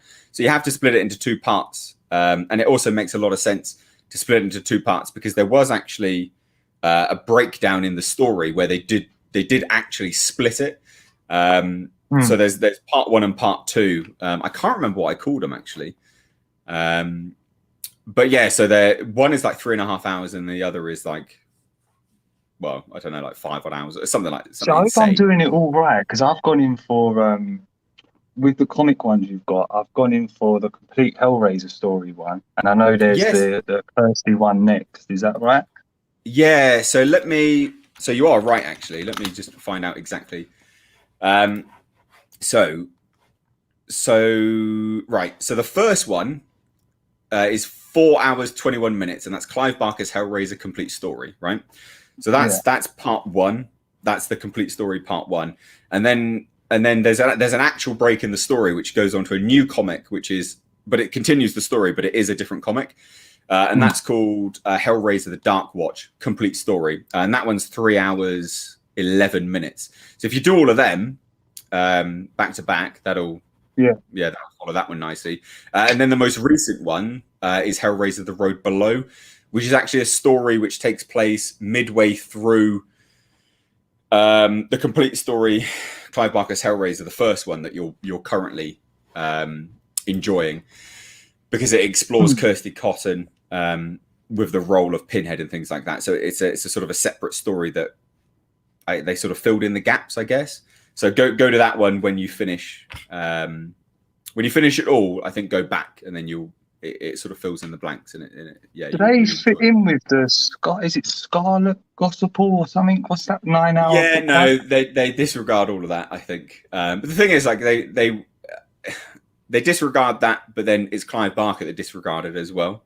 So it's not part and parcel of the same thing. So you don't need to worry about that. It's it won't go on from there at all. I've got one more thing, so I've got questions. I've got too many now. One more, and then we've got to get the other people on, my dude. Yeah, no, that's appreciate you dropping in. See, Clive Barker, when he did I remember reading something somewhere. He has different versions of hell, like the golf and other things. How he names different parts of hell and that. Have you done anything on that at all? I haven't. No, I haven't specifically. Like he, I don't think he has anything which he has given a definitive version of, because and you'll see it as well, even in those comics, he then expands on another ring of hell which sits underneath Leviathan's labyrinth. So the problem with Clive Barker being a creative is he's fantastic, but he sort of he moves quite erratically with his kind of creative decisions. So he expands a lot and then sort of changes it and then expands a lot and then comes back. So it's very much, there's not a definitive set thing from him. But I think like it's worth waiting now, I think, until what happens with the Hellraiser TV series, which is supposedly in the work and he's supposedly a producer on. So from there, we'll maybe see a bit of a different influence. Maybe he'll sort of say what his sort of definitive hells are, but we'll see. It's more of like we'll see. Yeah, no, I appreciate that. Well, nice one for that, mate. But yeah, thanks for having us on, mate. I appreciate that. No, I appreciate you joining. First one that actually worked is good. I'll sort the camera out next time. Yeah, no worries, man. All right, speak to you soon. All right, yeah, cool, mate. Cheers. Bye. Oh, dear. See, there we go. It worked. We got our first guest. So let me just have a look. We've got some more people waiting in the wings here. Let's have a look and just see what people are saying. Nothing. At the moment, I just want to make sure I haven't missed any super chats. If anyone wants to contribute to what is said as well, remember, drop it in the chat. If I'm speaking to someone, I can't really get to it. So if it moves and it moves too far, do a super chat. It's easier. I can get to it quicker that way because it holds itself a bit quicker and it comes up a bit quicker as well. Now we have got our second guest, which is Marshmallow. How you doing? Oh my God. Wait, can you hear me? Yeah, I can hear you. Yes. Okay, yeah. Two questions, Marshmallow. What are your two questions? Two questions. Two questions. It says on the community tab, 2 questions. I haven't got any questions. I just wanted to show my support, really. I just want to say, like, you've got to have 2 questions. That's the point of coming on here. God damn. I mean, I appreciate it either way, in fairness. So don't worry. Okay. I don't have any questions, but I can show you. Wait here.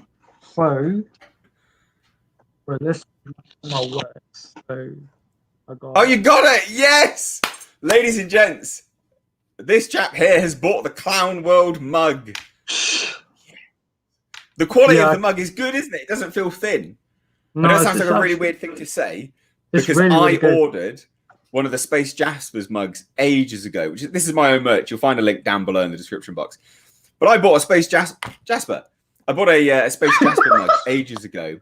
And the mug was so thin and it just smashed. But these mugs are much, much better. I know it sounds like a dumb thing to say, but it's really important. If you make merch, it's better. You need the quality to be good. And I was really unimpressed with the quality back then. But this quality is much, much better. So that's good. What do you think of the design? The design's actually really good. I'm surprised. Like, the quality is actually really good. The print quality on it is actually really good as well.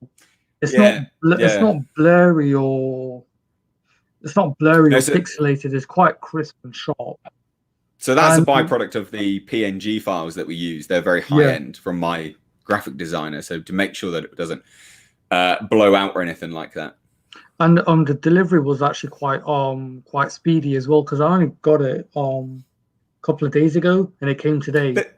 Yeah, they're not bad, but I will say this, right, is that Teespring were terrible across coronavirus when all that was in the heat and stuff like that. They were using it as a big excuse for not doing their deliveries. I'm happy to say that the quality is good, but I will say this is that if you do order any of my merch, link in the description, the mugs, and you can vouch for this as well, and this is me shitting on it as well, like this is how honest I am. The packaging for the mug isn't that good, is it? It's just in a box. There's no wrap. It's basically a box, yeah, literally. There's no bubble wrap. I was like, what? Why is there no bubble wrap in this box? Hang on a minute. It's not like that. That's not good. That's not good packaging for a ceramic mug or whatever it's made out of. I don't bloody know. Yeah, I didn't think that was good at all. And like I said, that's me just crap. Like I'm happy to say the quality. There you go. Exactly. That's what it's in. It's just in a box. It's not good. Yeah, I mean, obviously it arrived okay, but when it arrived in the box for me as well, I was like, this is not good. I was like, this could have been real bad. It could have smashed, but it didn't. So whatever. Yeah. All right. Dude. Cheers for having me on. Cheers for joining. Appreciate it. All right. Peace out, dude. Right. Cool. It's working. We got people joining in. This is fun. Again, it needs a bit of work, I think, but this is still good. I'm enjoying this. This is not too bad. Right, so we've got two more people. We've got Pearson first, and then we've got Dave Savage next. So hopefully, Pearson. Hello. Can you hear me? Can you hear me? I can hear you. Outstanding. Outstanding. Do you have questions? I didn't when I logged on, but I learned from Marshmallow and I came up with a couple. Oh, brilliant. Good. Right. What's your questions? First, I just want to say, congratulations on your channel. I followed you for a couple of years, and I've just really enjoyed seeing how much you've grown it and all the content you're putting out. I can't imagine coming up with that many topics a day and putting them out like you do. So it's really outstanding and being entertaining on top of it. So. Well, I genuinely appreciate that. But let me counter and let me ask you a question, good sir. Sure. If you joined a couple of years ago, what did you join on? What topic was it that made you sort of join and sort of get Alien involved? versus Predator. Okay, all right, interesting. Was it universe? So you were doing the explanation videos where you're talking about behind the scenes and like what was going on in the history and the lore and all that kind of stuff. And yes. Back in the day when the first AVP came out in like 2000, the old game, I loved that game, and I got into all the forums and following it and stuff. And when you came out with yours, did you ever play AVP 2? I did. Yeah, that was great. Such a great game. Online, that was epic. Oh yeah, online. It was just, dude. Yeah, awesome. I always played the Predator. I just destroyed people as the Predator. So great. I'll tell you what I really enjoyed about the AVP 2 with the Predators, right? Is that they had like light Predator, like heavy Predators and things. They had this whole new sort of lore for it all. They were great. They were epic. Yeah, no, I forgot about the different classes. That's true. Loved them. They were really so cool. Good. They were good. Yeah, they were very, very good fun. Well, thank you. I'm glad you joined the channel. I'm glad you enjoy it. And I will say this as well. Like, I'm glad you. I was glad you enjoyed the channel so much that you stick around. But I'm glad you enjoyed the channel from the explained stuff to what it became now, because obviously it did experience quite a big shift in change in tone. But hopefully, it's still the core concept is still there for the most part. And you still enjoy the bulk of it anyway. Well, like I said, you started with the lore stuff, but I think what really ended up hooking me and made me become a subscriber was your commentary on modern culture and videos and stuff like that, and how woke everything has become, because a lot of people don't talk about that. And so it was great to find someone to address these issues and how it's just destroying creativity. It's really disappointing. Well, again, I appreciate that. Like, I try not to. So the thing is, like, I don't want to have to talk about any of that crap either. That's the thing, right? I get that. Like, sometimes you just sigh and you're like, oh my God. But I try to be as I personally try to be as objective as possible. So like when I think something's clearly bollocks, like I just call it out if it was This clearly sounds like complete bollocks. But if something's clearly a little bit, my woke dar's going off here, this is probably going to be a little bit crap, or you need to mention it a little bit. Mm-hmm. I feel like you've got no conviction if you don't kind of call those things out where relevant. So and I can tell you don't want to be political about this stuff. I get that impression, but sometimes, like you said, you can't avoid it. Yeah, well, the thing is that you'd be burying your head in the sand, like you would be purposely avoiding, like, especially when, like, in a lot of the movies today, you would be purposely avoiding mentioning the stuff because it's the bulk of what is actually in the product that you're watching, right? So you'd be going out of your way to not mention it, even though it's 100% there. And you're just doing yourself a disservice because people can see through all of that. And it's like, well, if you don't mention it, what's going on? Right. It becomes a bit of, like, again, I don't want, I don't think I ever really talk about politics anyway, which is good. No, you don't. Not that I've ever heard. I'm not keen on that. But the sort of socio-political agenda, I'm happy to call out because it is rife in the entertainment industry, and it creativity's gone as a result of it. Which is that's kind of the exact point that I wanted to make. You don't want to talk about politics because we should all be able to watch these movies no matter what our beliefs are and just enjoy them. They shouldn't be about politics. It should be an escape from reality. That's the point. Yeah, no, it should be, right? Like a good comparison, and it's always a good comparison, is the original Star Trek. Like, Star Trek is apolitical from a sort of it's definitely political, but it's from a utopian, humanitarian kind of perspective. So it's like, well, we're good, right. So the mistakes that you're making now, we made already. Here's how to move past that. That's a good form of including those moral lessons in something without it being partisan and political. It's very hopeful. Just a broad stroke of humanity. And is incredibly hopeful as well. Which is such a difference between, like, the Star Trek we have now versus, like, TNG in the 90s. God. Yeah. Oh yeah, Jesus Christ. Yeah, don't even get me started on that. I had to stop watching Star Trek Discovery because it became such a joke. I was like, I can't watch this anymore. So bad. After Star Trek Enterprise, that was it. It's done. Awful. Anyway, I have rabbited on too much. What were your actual questions? Yeah, so the actual question was kind of about that.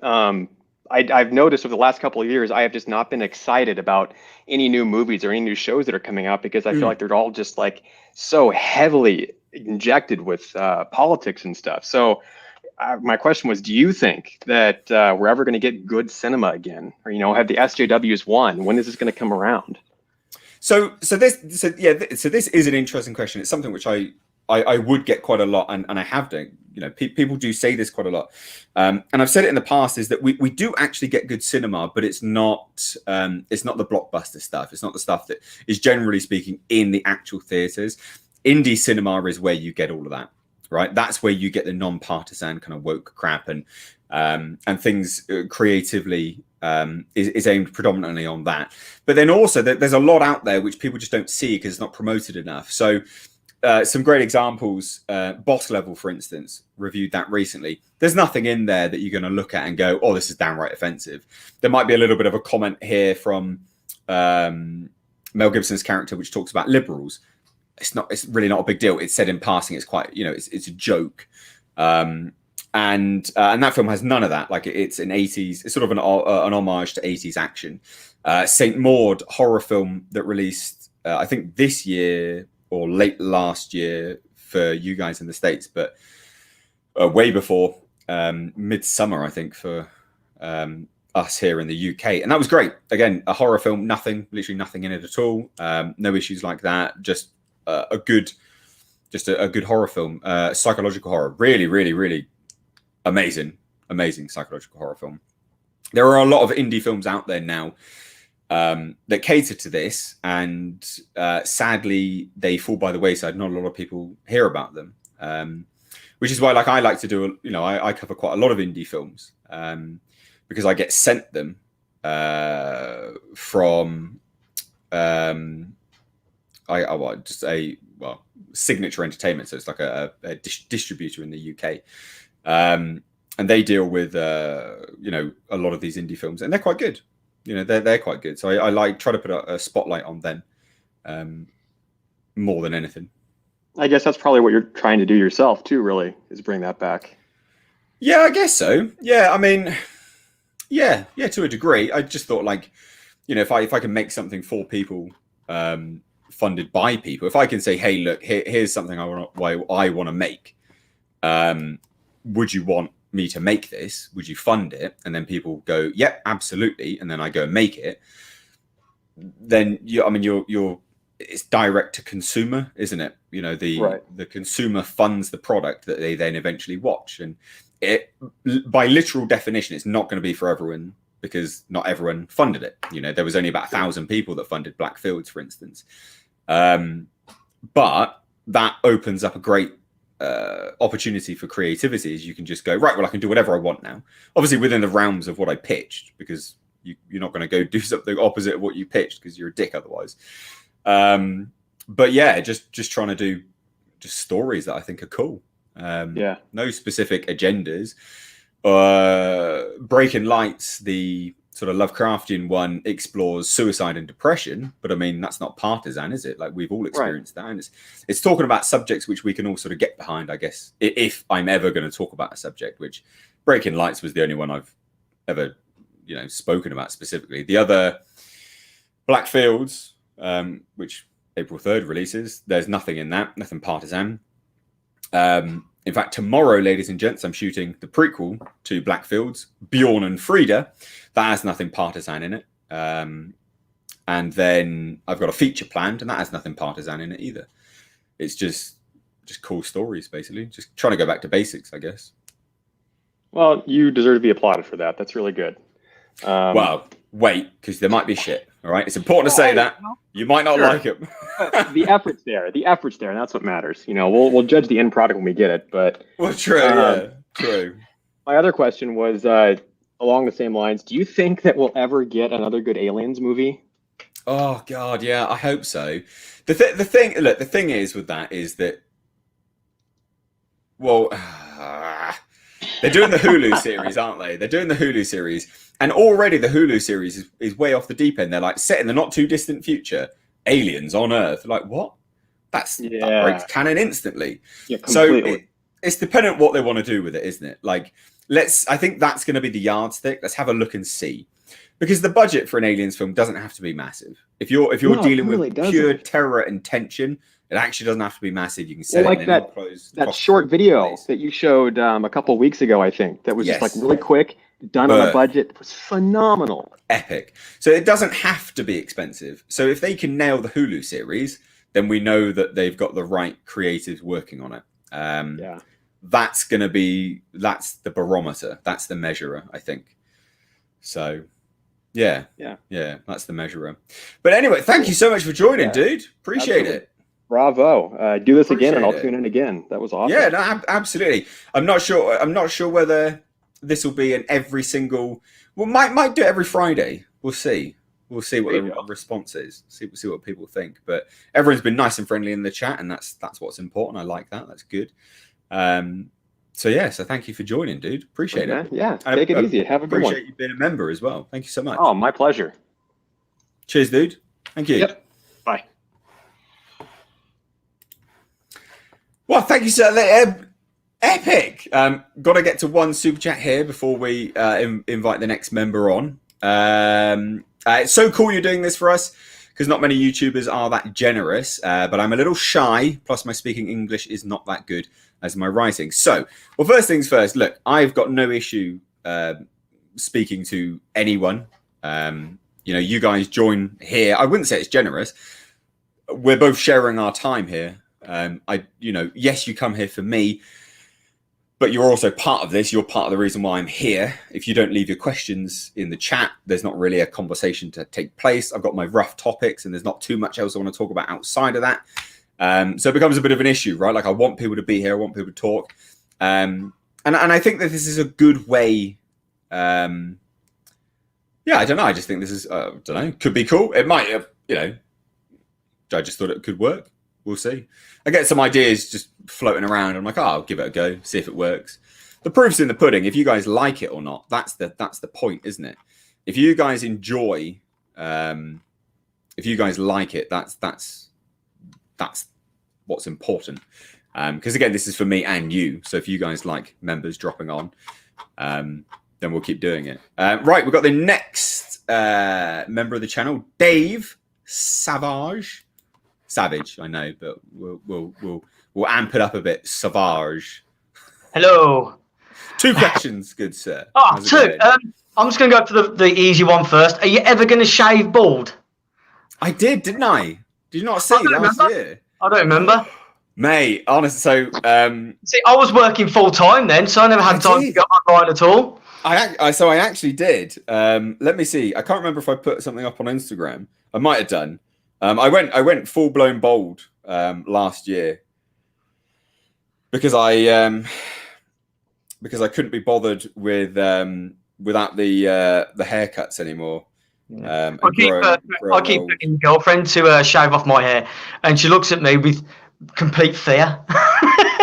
she kind of likes the long hair. I'm like, okay, I'll keep it.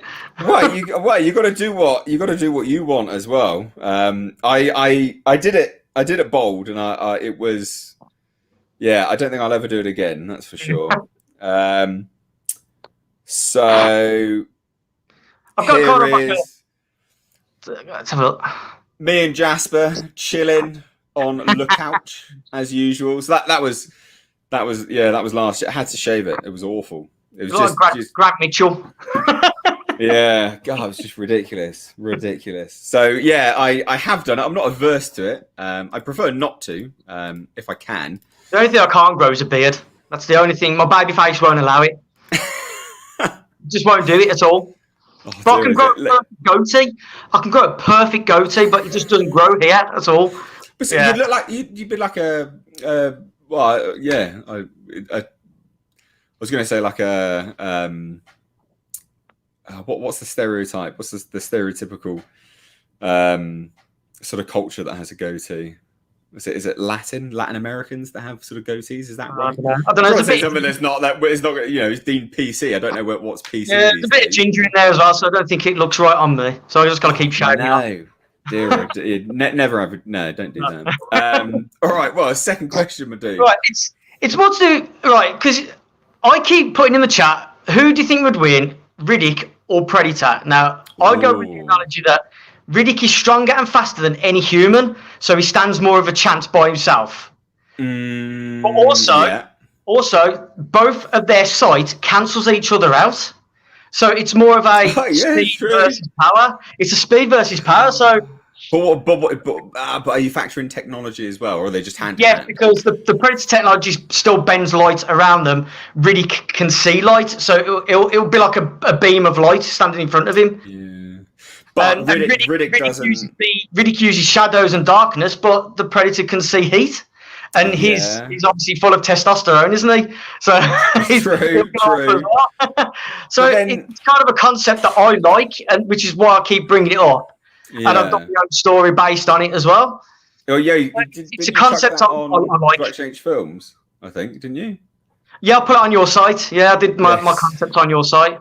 Yeah, so if anyone doesn't know, productionhfilms.com has a forum section, like a forum, where you can sign up. You don't have to pay. You just sign up. You become a member, and you can post stuff on it. And this is one of our key contributors of Production H Films. And I think that was one of the ones which was viewed the most, if I remember rightly. It's one of the, and also the Universal Soldier, if I remember rightly. I've done Universal Soldier, and I've done my own version of an Alien versus Predator, which is not it's not a sequel to the other two. It's set far in the future in a different part of the universe, and it's just Predators and Aliens, and you're just following the Predators, which. If the latest Predator film shows, you can do slight dialogue on screen translation. So but I don't think that landed though. Do you think that landed? I don't think it landed that much. It's not for full-blown conversation. It's just to help. I mean, the Predators are very expressive. You can see it in their expressions and the way they move. Oh yeah, absolutely. You don't really need them to do. What are you doing next week? Do you fancy a pint? It's a story that it's simple, but I have a twist or two in there. But But I have to talk to you about that, whenever you wanna. Yeah, no, I know. So what's the question with Riddick? Yeah, the question is, Predator? who do you think would win, taking all these variables into consideration between Riddick and the Predator? Oh, So I'm quite biased because I'm a very big Riddick fan as well. But I like them both, and I don't want to be biased. The thing is, right? The thing is, you're right saying the visions cancel one another out. Mm. But in doing so, you are accounting for the Predator having his technology on him.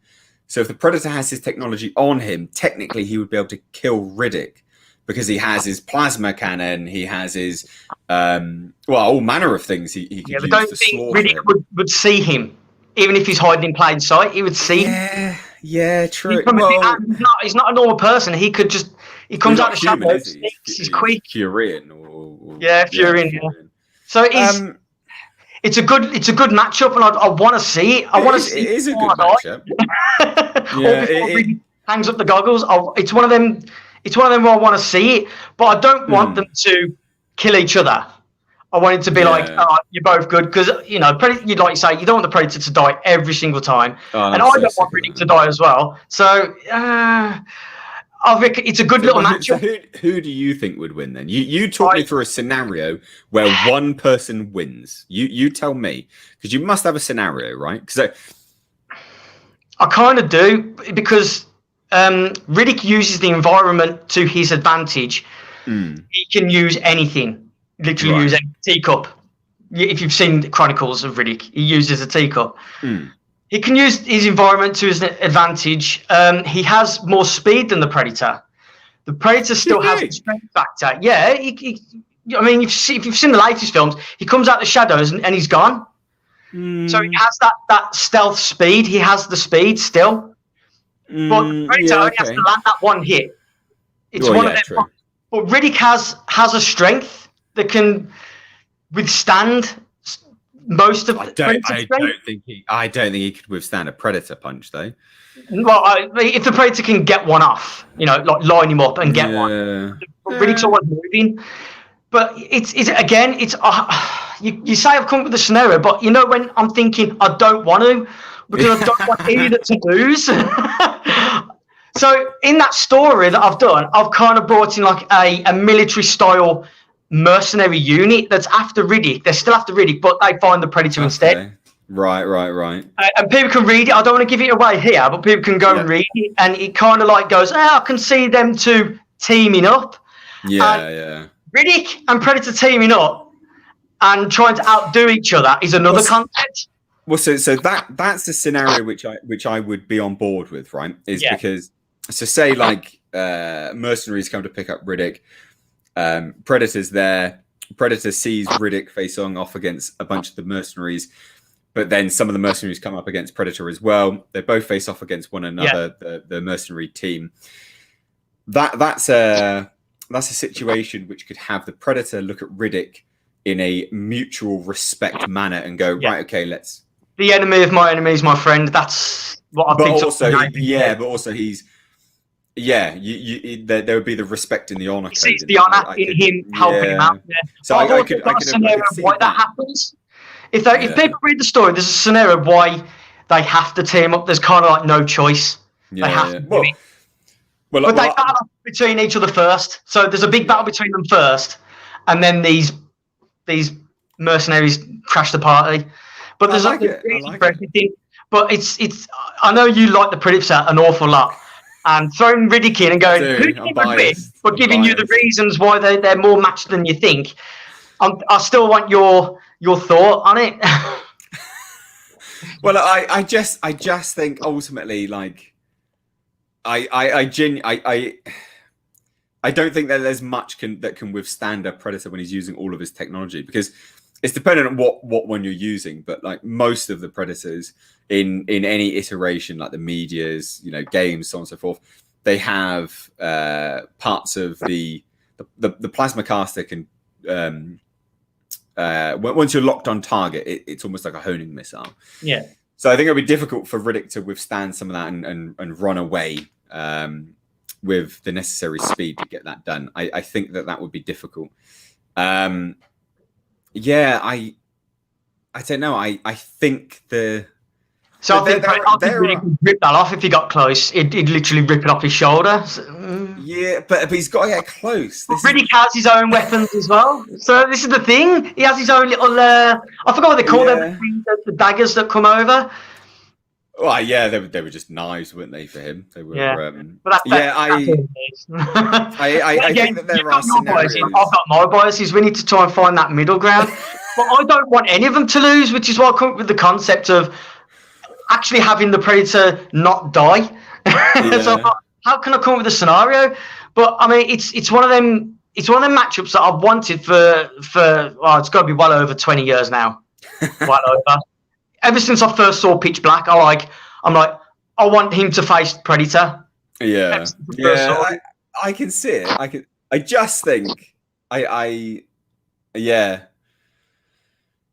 think the only way that this works, right? The only way that this works is with an external force that they have to team up against. Yeah. Because there's no way. We'll come up with that. Well, yeah, but exactly. That's the only way that it would work. It's the only way that I could do it without them one dying or the other. Unless there's another external force that picks one off more than the other, but it's not the other team that does it. So, like an alien animal, for instance, that's on a planet, right? One of them comes along and, I don't know, picks off part of the Predator quickly and wounds him. In that point, you could say, right, well, there's a bit of mutual respect between the two of them, but then Riddick would dispatch him.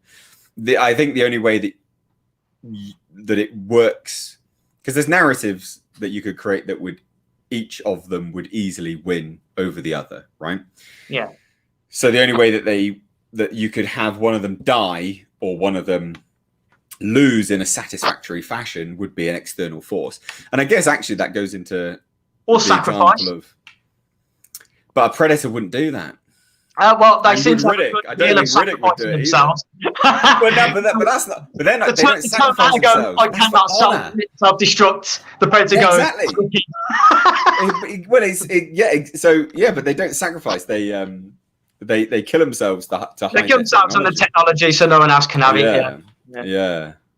But I can see. I mean, I could put that in my story because that's one thing I've forgotten. You forgot that they killed themselves. Oh, good. No, I forgot that. I forgot that. I tried to come up with a scenario where he was going to do that, but the way I've done the story is that the Predator's been following Riddick for years, trying to learn from Riddick, seeing that he's a good killer, and he wants to learn from him. Oh, I don't like that. He challenges him. Oh, I don't like that. Why would he learn from him?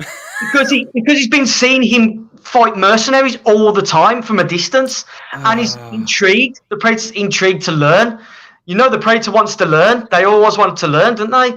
So this Predator's different, where he's not just going to go up and kill him. He sees Riddick fights off all these mercenaries coming out on top, and he's like, I'm going to follow him and see what he does.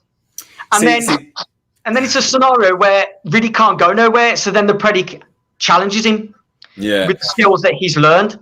See, that's where you lose me. That a Predator would follow someone to try and learn from him.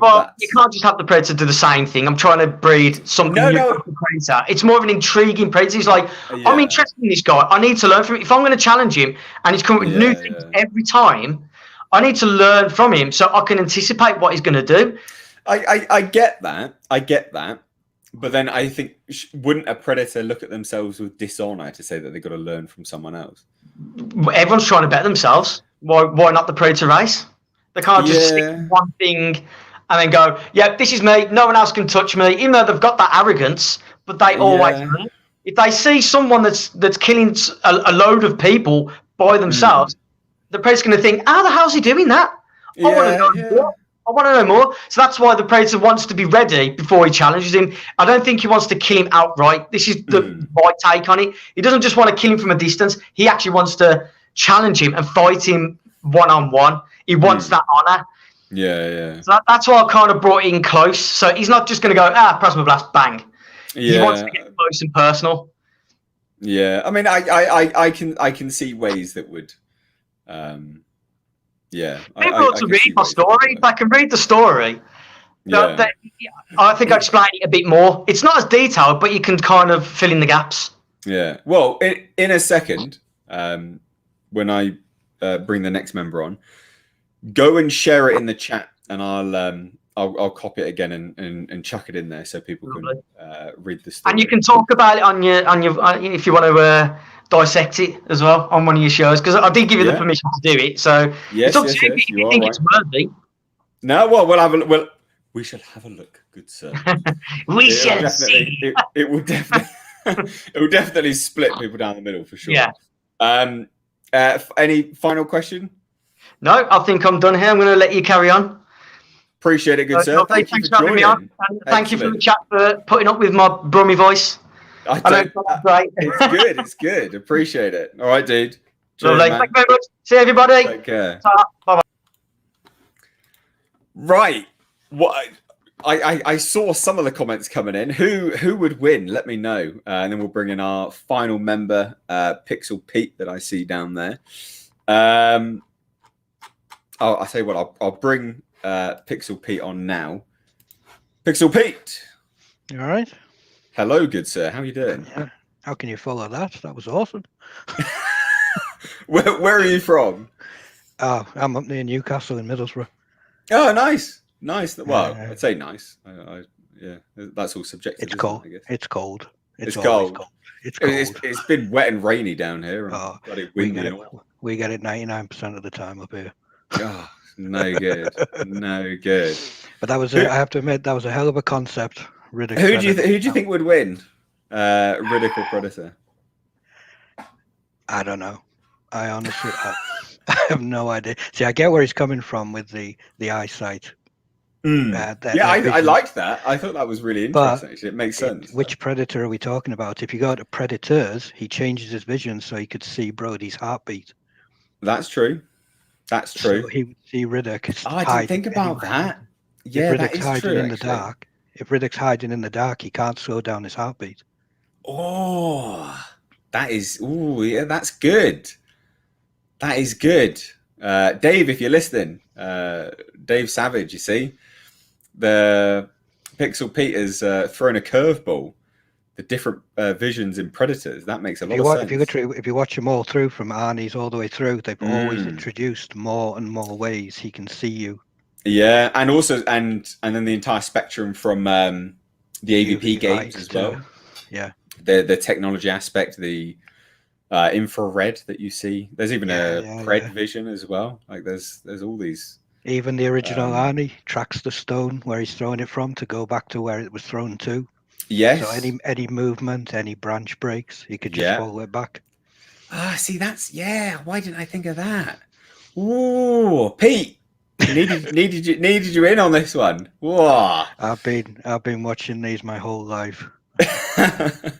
Right. What's the two questions, sir? Actually, Pearson, who you just had on, actually stole my question that I was going to give you, but I'm going to follow it up slightly. Expand, change it. All when I was a kid, my dad used to do the music for the foyer at some old Odeons when we used to live in Gloucester. Nice. In Gloucester. Nice.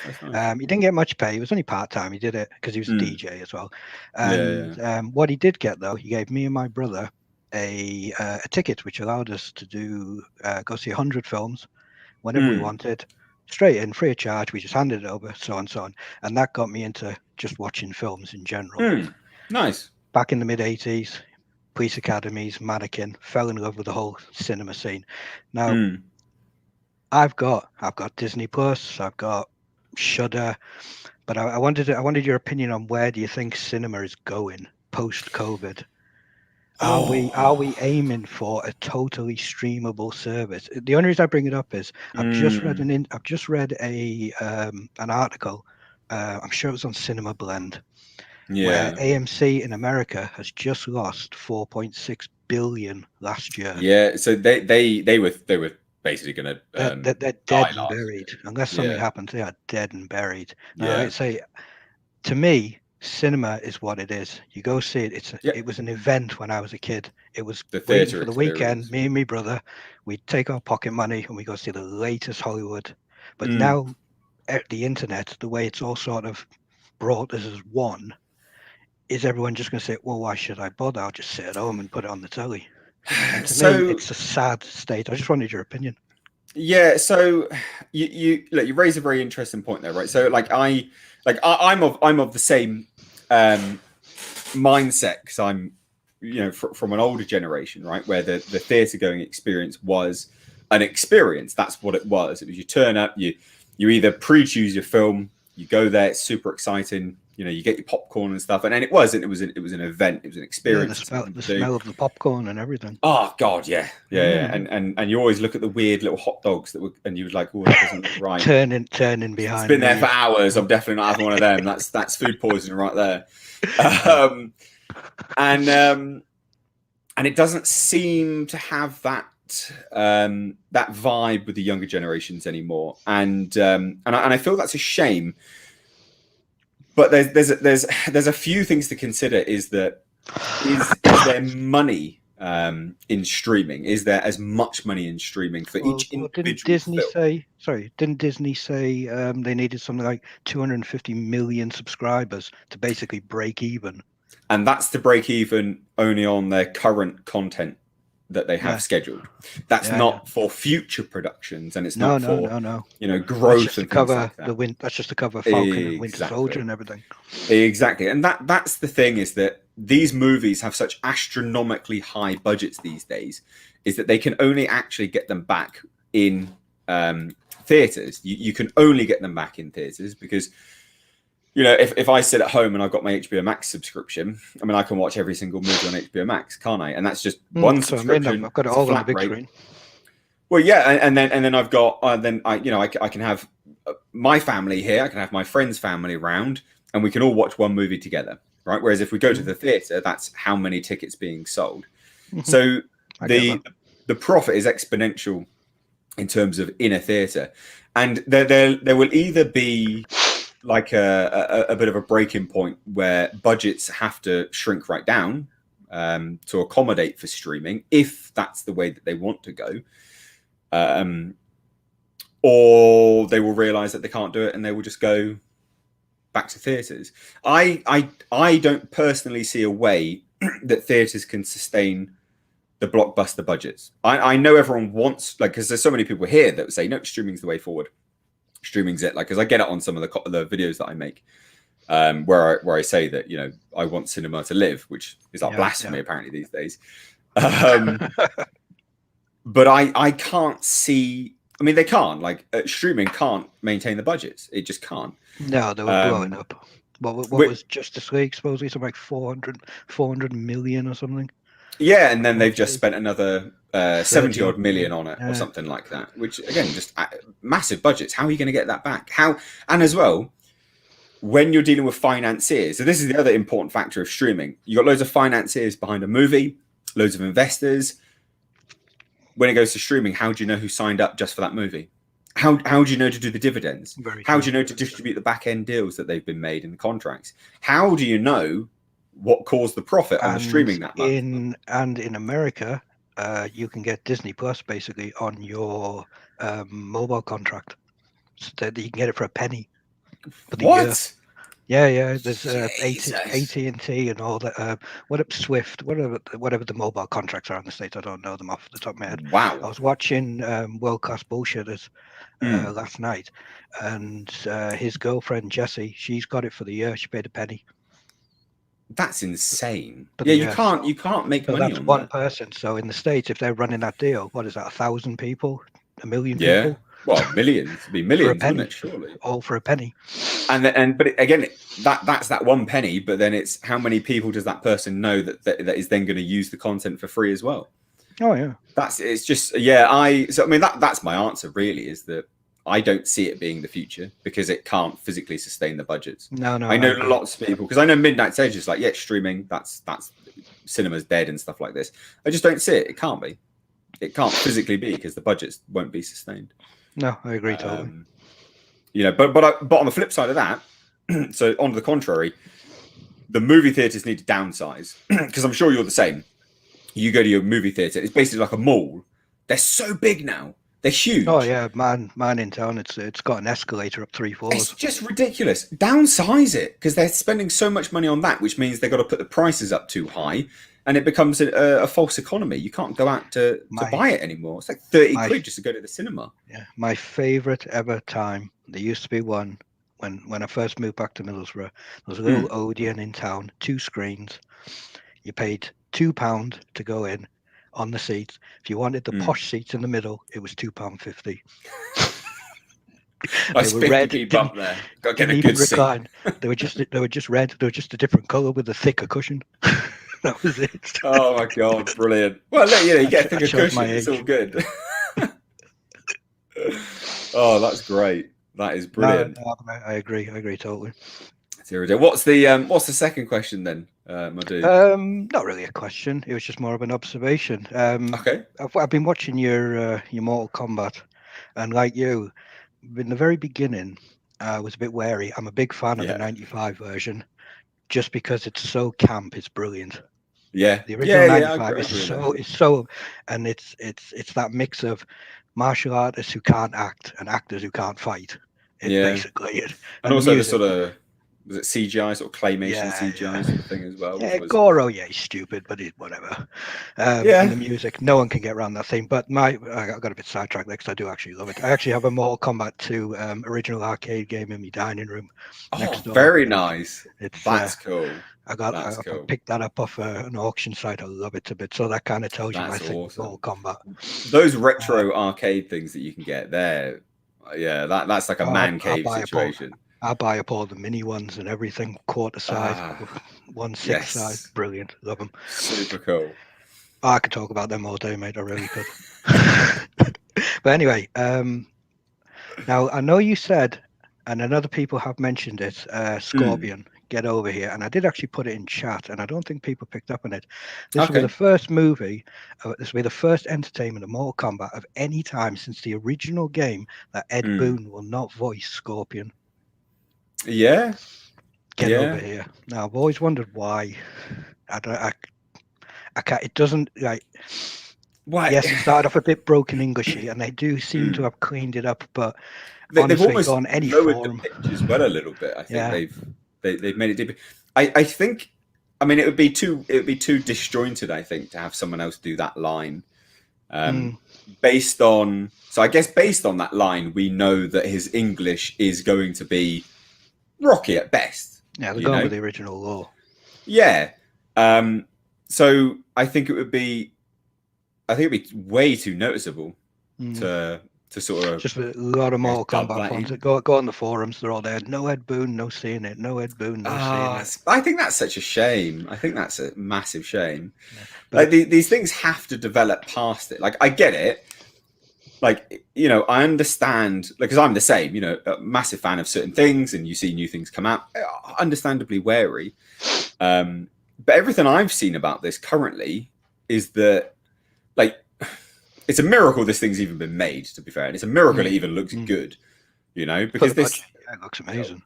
Well, yeah.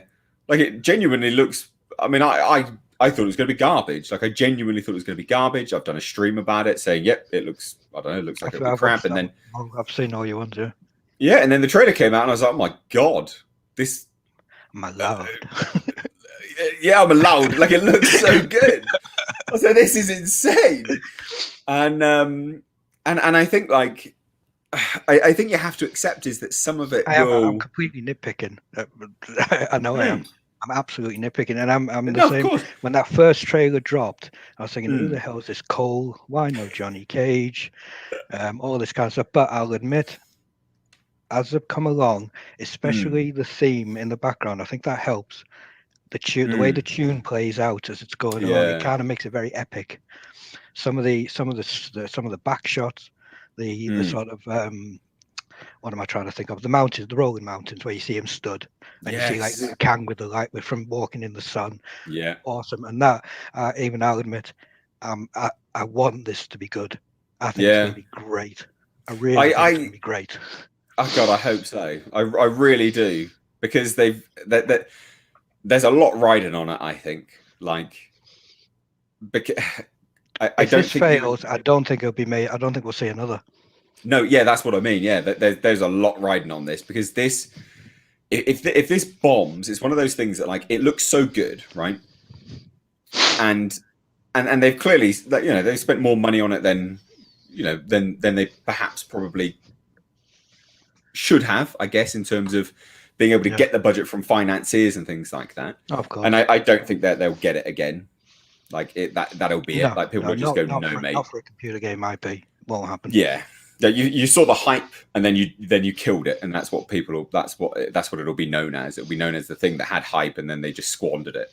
I really hope it's good. I think Goro looks excellent.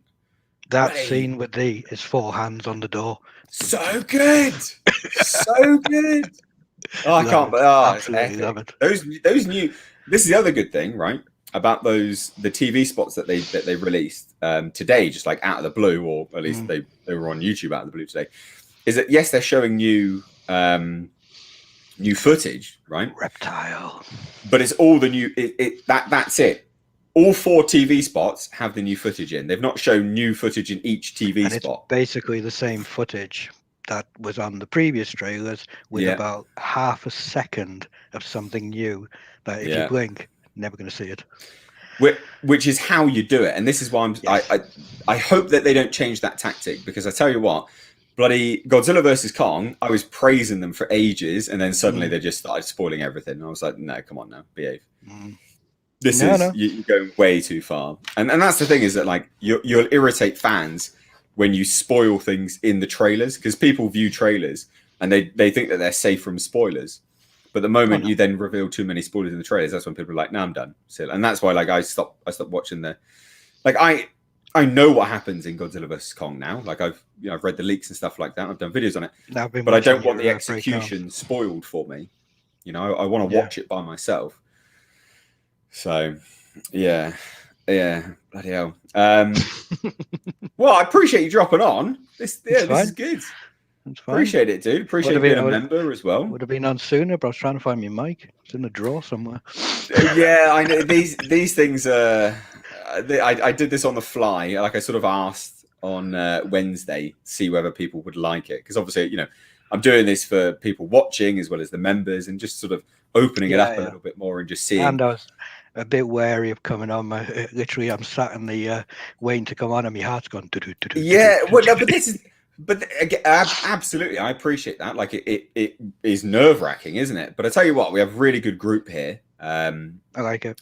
Yeah, I only joined a few days ago. I think I've been watching you about 2 or 3 months, not very recently. Oh, okay.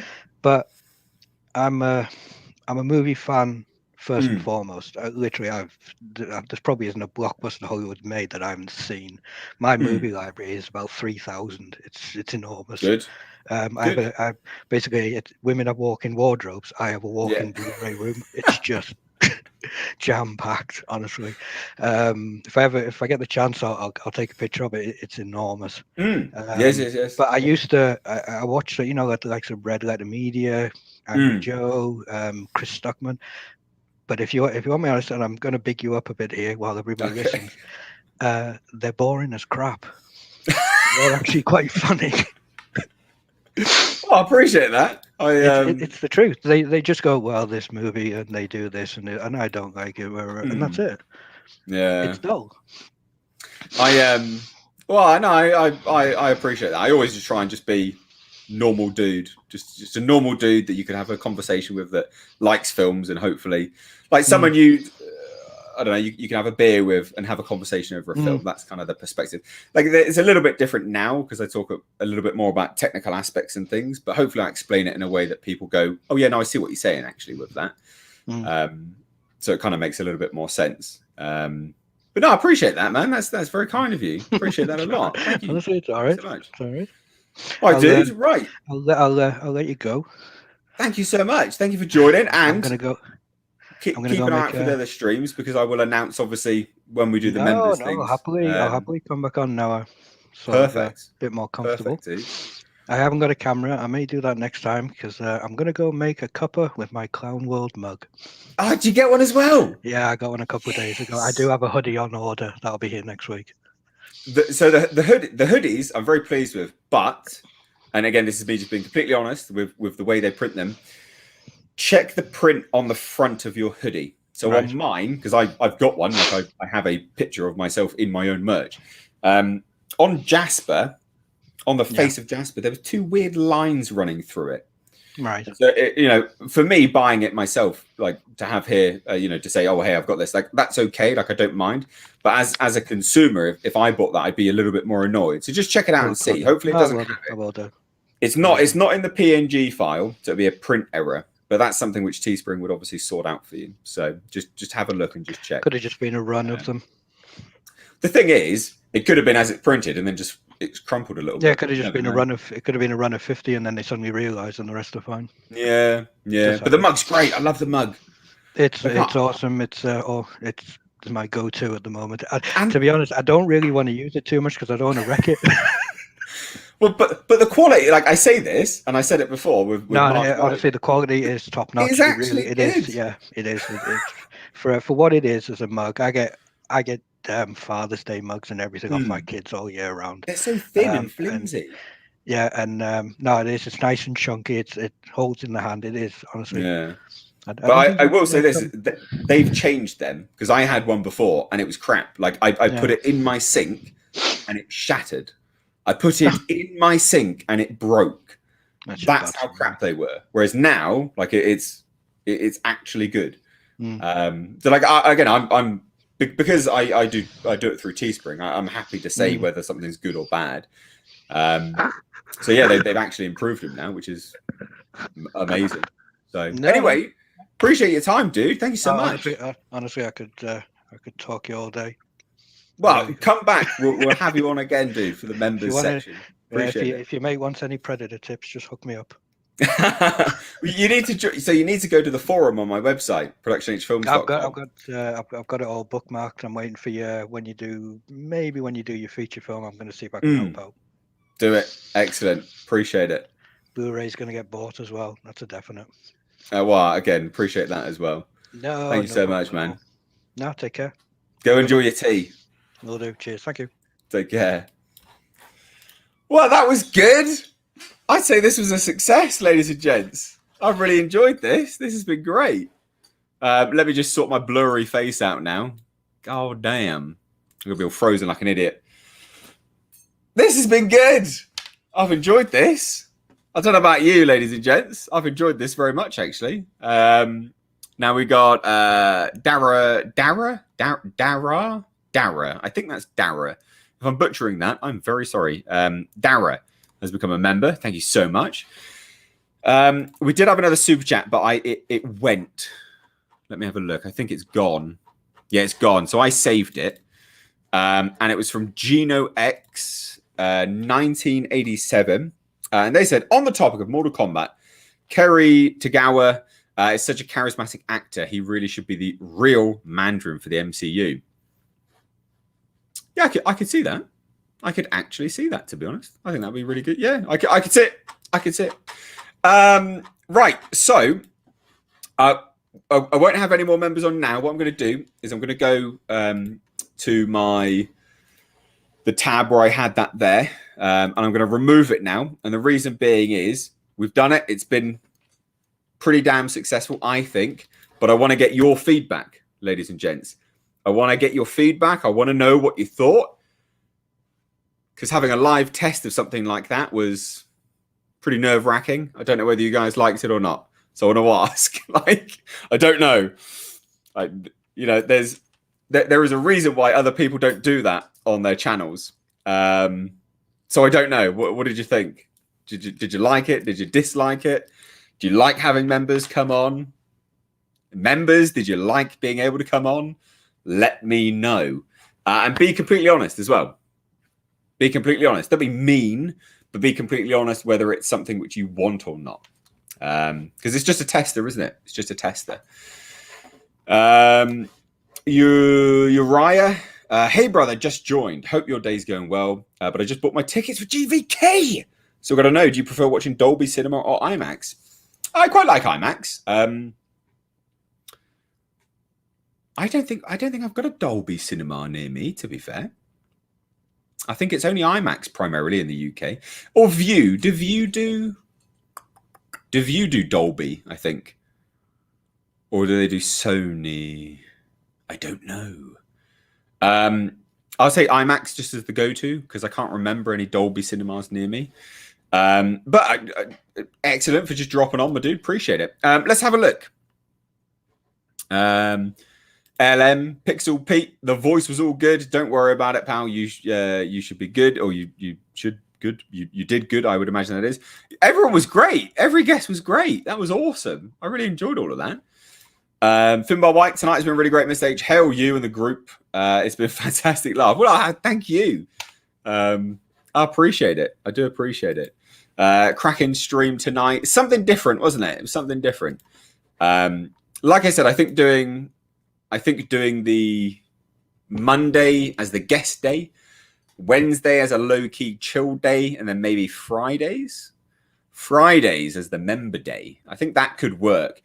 Because if I do Friday as the member day, right, where I do a topic and I discuss it, and then we open it up for members at the end, just like we did here, first come, first serve, 2 questions, and then go from there. I think that gives good structure, and it also gives members time, I guess, all week to sort of think about what they want to ask, whether there's any subject news that dropped, maybe a review that's dropped, something like that. What do you think? Let me know. Went quite well. It was really good. Everyone was awesome. Well done, guys. Yeah, also as well, ladies and gents, give, this is not being patronizing or condescending. I'm genuinely being serious. Give everyone a round of applause who came on, because I tell you what, everyone is right when they say jumping onto something like this can be really, really nerve-wracking. It can be fucking scary as shit. So thank you so much to everyone that chose to come on here. Yeah, like it means a lot. This was awesome, Mr. H. Make this a regular thing. Again, if people really like it, happy to. I've just stated it before. This is really good and fun. Mr. H equals National English Treasure. Oh, I don't know about that. Greetings from Northern Germany, and please keep on being yourself. Common sense is much needed in these days. Well, thank you. Genuinely appreciate that, and I'm glad that you've enjoyed the stream as well. Quick super chat here. Yeah, mate, that was class. Great watch. Would be cool to do that every Friday. Pixel Pete was really cool. That was it. Everyone was really good. That was a good one to end with, I thought. That it was all really, really good. Everyone was really, really good. Enjoyed that a lot. And thank you, LM. Thank you for contributing so much as well. You've been contributing like a lot during this stream, and I really appreciate it. And I've got to say it as well, like I say it a lot. Anyone who does the super chats, it does mean a lot to me. It really does help out the channel, because YouTube is not notifying people of content. It isn't sending notifications out. You are not getting as much of the videos or the content as you should. So it does help keep the lights on. It genuinely does. So yeah, appreciate it. What was this? Scrolling down, scrolly. Dara, love your videos, Miss Age. Thank you, fantastic stuff. Well, thank you. Thank you for joining. Thank you for being a member. Thank you for enjoying the videos. I make them. Not everyone has to enjoy them, so I'm glad that people do enjoy them. Yeah, it means a lot. Really do appreciate it. I really liked this. This was good fun. This was a bit different, wasn't it? Not many content creators speak to their fans. It's refreshing that you have. Brilliant, Mr. H. I don't know. Right. So I don't know why. Like, I'm pretty accessible on Twitter. I'm always there. Like, I'm on Twitter. I reply to people. Sometimes I don't, but that's just because I do have a life. And I'm on Instagram as well. Like, I either thumbs up. Well, it's love hearts, in it. You do little love hearts, the comments and stuff. And I try to comments are hard to reply to on YouTube because of how they do the app nowadays.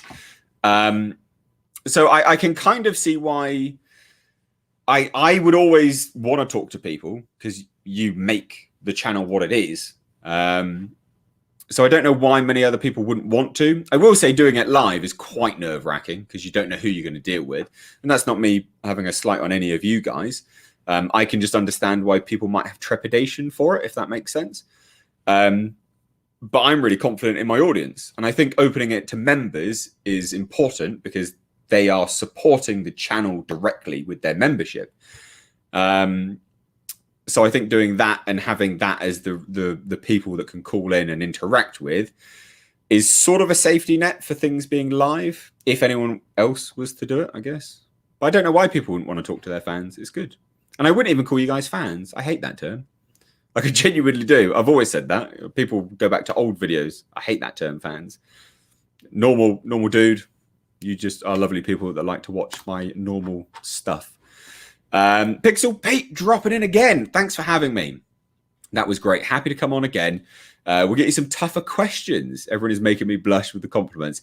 I'd say, but this is good, Pete, my dude, because I tell you what, is hopefully, and anyone and any other members that are here watching this, hopefully this and the reaction from everyone will indicate to you and everyone else, other members, that if you want to come on, you can, and you don't need to be concerned about any level of negativity.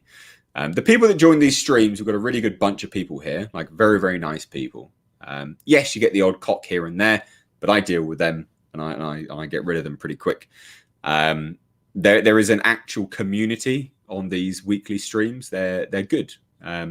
So absolutely come on again, Pete, my dude. And yeah, tougher questions for sure. Why not? Just whatever's on your mind. I think every excuse me. I think every Friday is a good thing for this. Yeah. Or maybe just randomly at the end of a stream. We'll see. But I think every Friday is good. I think having a regular Friday members drop on. And I won't say it has to always be at the end of a stream either. It's dependent whether there's a subject. Like I had core subjects I wanted to talk about today. You know, I really wanted to talk about Predator 5. I really wanted to talk about the HBO Max stuff. So yeah, but thank you, man. Thank you so much. Vasi, the community was awesome. Much love to all. Yeah, the community is awesome. There's a lot of really good people here. Dave drops in and says, thank you, Mr. H. No, thank you again. Thank you, everyone, for dropping in. Really, really good. Appreciate it a lot. Still unemployed due to the coronae. Is that like the plural? Amongst other reasons. Otherwise, I would have become a member supporter much earlier already. Honestly, don't have to become a member. I will say it obviously helps the channel out, but you must look after yourself first and foremost. Because if you're not around, then you can't be around in future to help other people. And I always say that. Because when I say because I've said this before, I've spoken about Patreon and stuff like that on the channel, and people are like, oh, I really want to support you. And I'm like, they're like, oh, but I can't because blah, blah, blah. I'm like, well, don't then. Like, Christ, don't, help yourself first.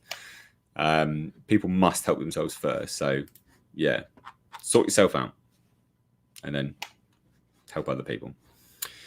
I was starting to get real comfortable near the end. I could have kept going. Yeah, well, but that's the thing now, because now, for the next time, you will be more comfortable, but that's the thing as well.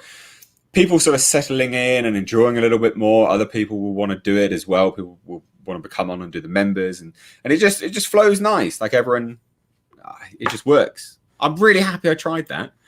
Like I'm genuinely happy I tried that. I thought that was because I was umming and ahhing about it for ages. I was like, oh, should I do this or not? This could, and I just thought, oh, fuck it, I'll just do it on the fly. And I did it on the fly, and I'm like, oh, this could go real wrong. This could be terrible, but it was good. So I'm happy. Obviously, it's good when a plan comes to fruition. Not that it was planned, but you know what I mean. You're a magnificent host, my friend. Well done and great stream. Hell of the table. Well, thank you. I appreciate that, my dude. Genuinely appreciate that. We be keeping this stream on YouTube. Yeah, I will, because there's a topic. I generally keep them when there's topics. So yeah, I'll keep this one. Yeah, absolutely. All things AD. Yours is one of the only YouTube channels that genuinely has a positive community. Says a lot about you and your content also. Well, thank you. I know like some people drop into certain videos and they go, oh, you're not, this is negativity and stuff like that. And it's like, well, I can see why some people would say some videos are negative. But I think if you're around long enough on most videos, you'll know, like, you know, the aim is to be positive. Like, I don't want any movie to be shit. I want movies to be good. That's the whole point of saying, oh, this doesn't sound good, because I want it to be good. You know, you're not going in going, yeah, that was shit. Like, you're going in going, damn, that was fucking shit. Like, you're always, you know, disappointed that things are bad. So, yeah. Ellie Moses, the King Plebe. He's not the King Plebe, but he's not.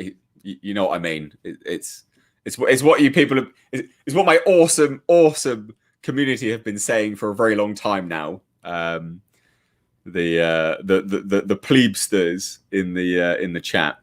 Love this community. Genuinely the best I have seen on the platform. We're all members of the table and everyone is welcome. Oh my lord. That from Mr. King Plebe. Love it. Good. And I'm not actually calling you a pleb, Ellie. You know what I mean. I hope everyone knows what I mean, FYI. I'm not actually being insulting. It's because you'll see what I mean. Like, if you join the streams enough, people are like, sapnin plebs, sapnin plebes. It came from someone tried to insult me, but they didn't spell it right. So that's where it came from. I think that's what happened. Can't remember exactly. But it's very, very funny. Super Mr. H and his amazing team of Avengers. This was bloody good. I really enjoyed this.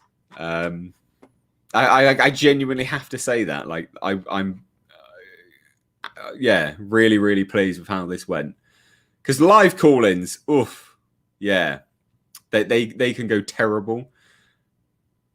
But that was a success. That was a success. So thank you, everyone else, for making it a success. And thank you not only to the people that joined, but the people in the chat.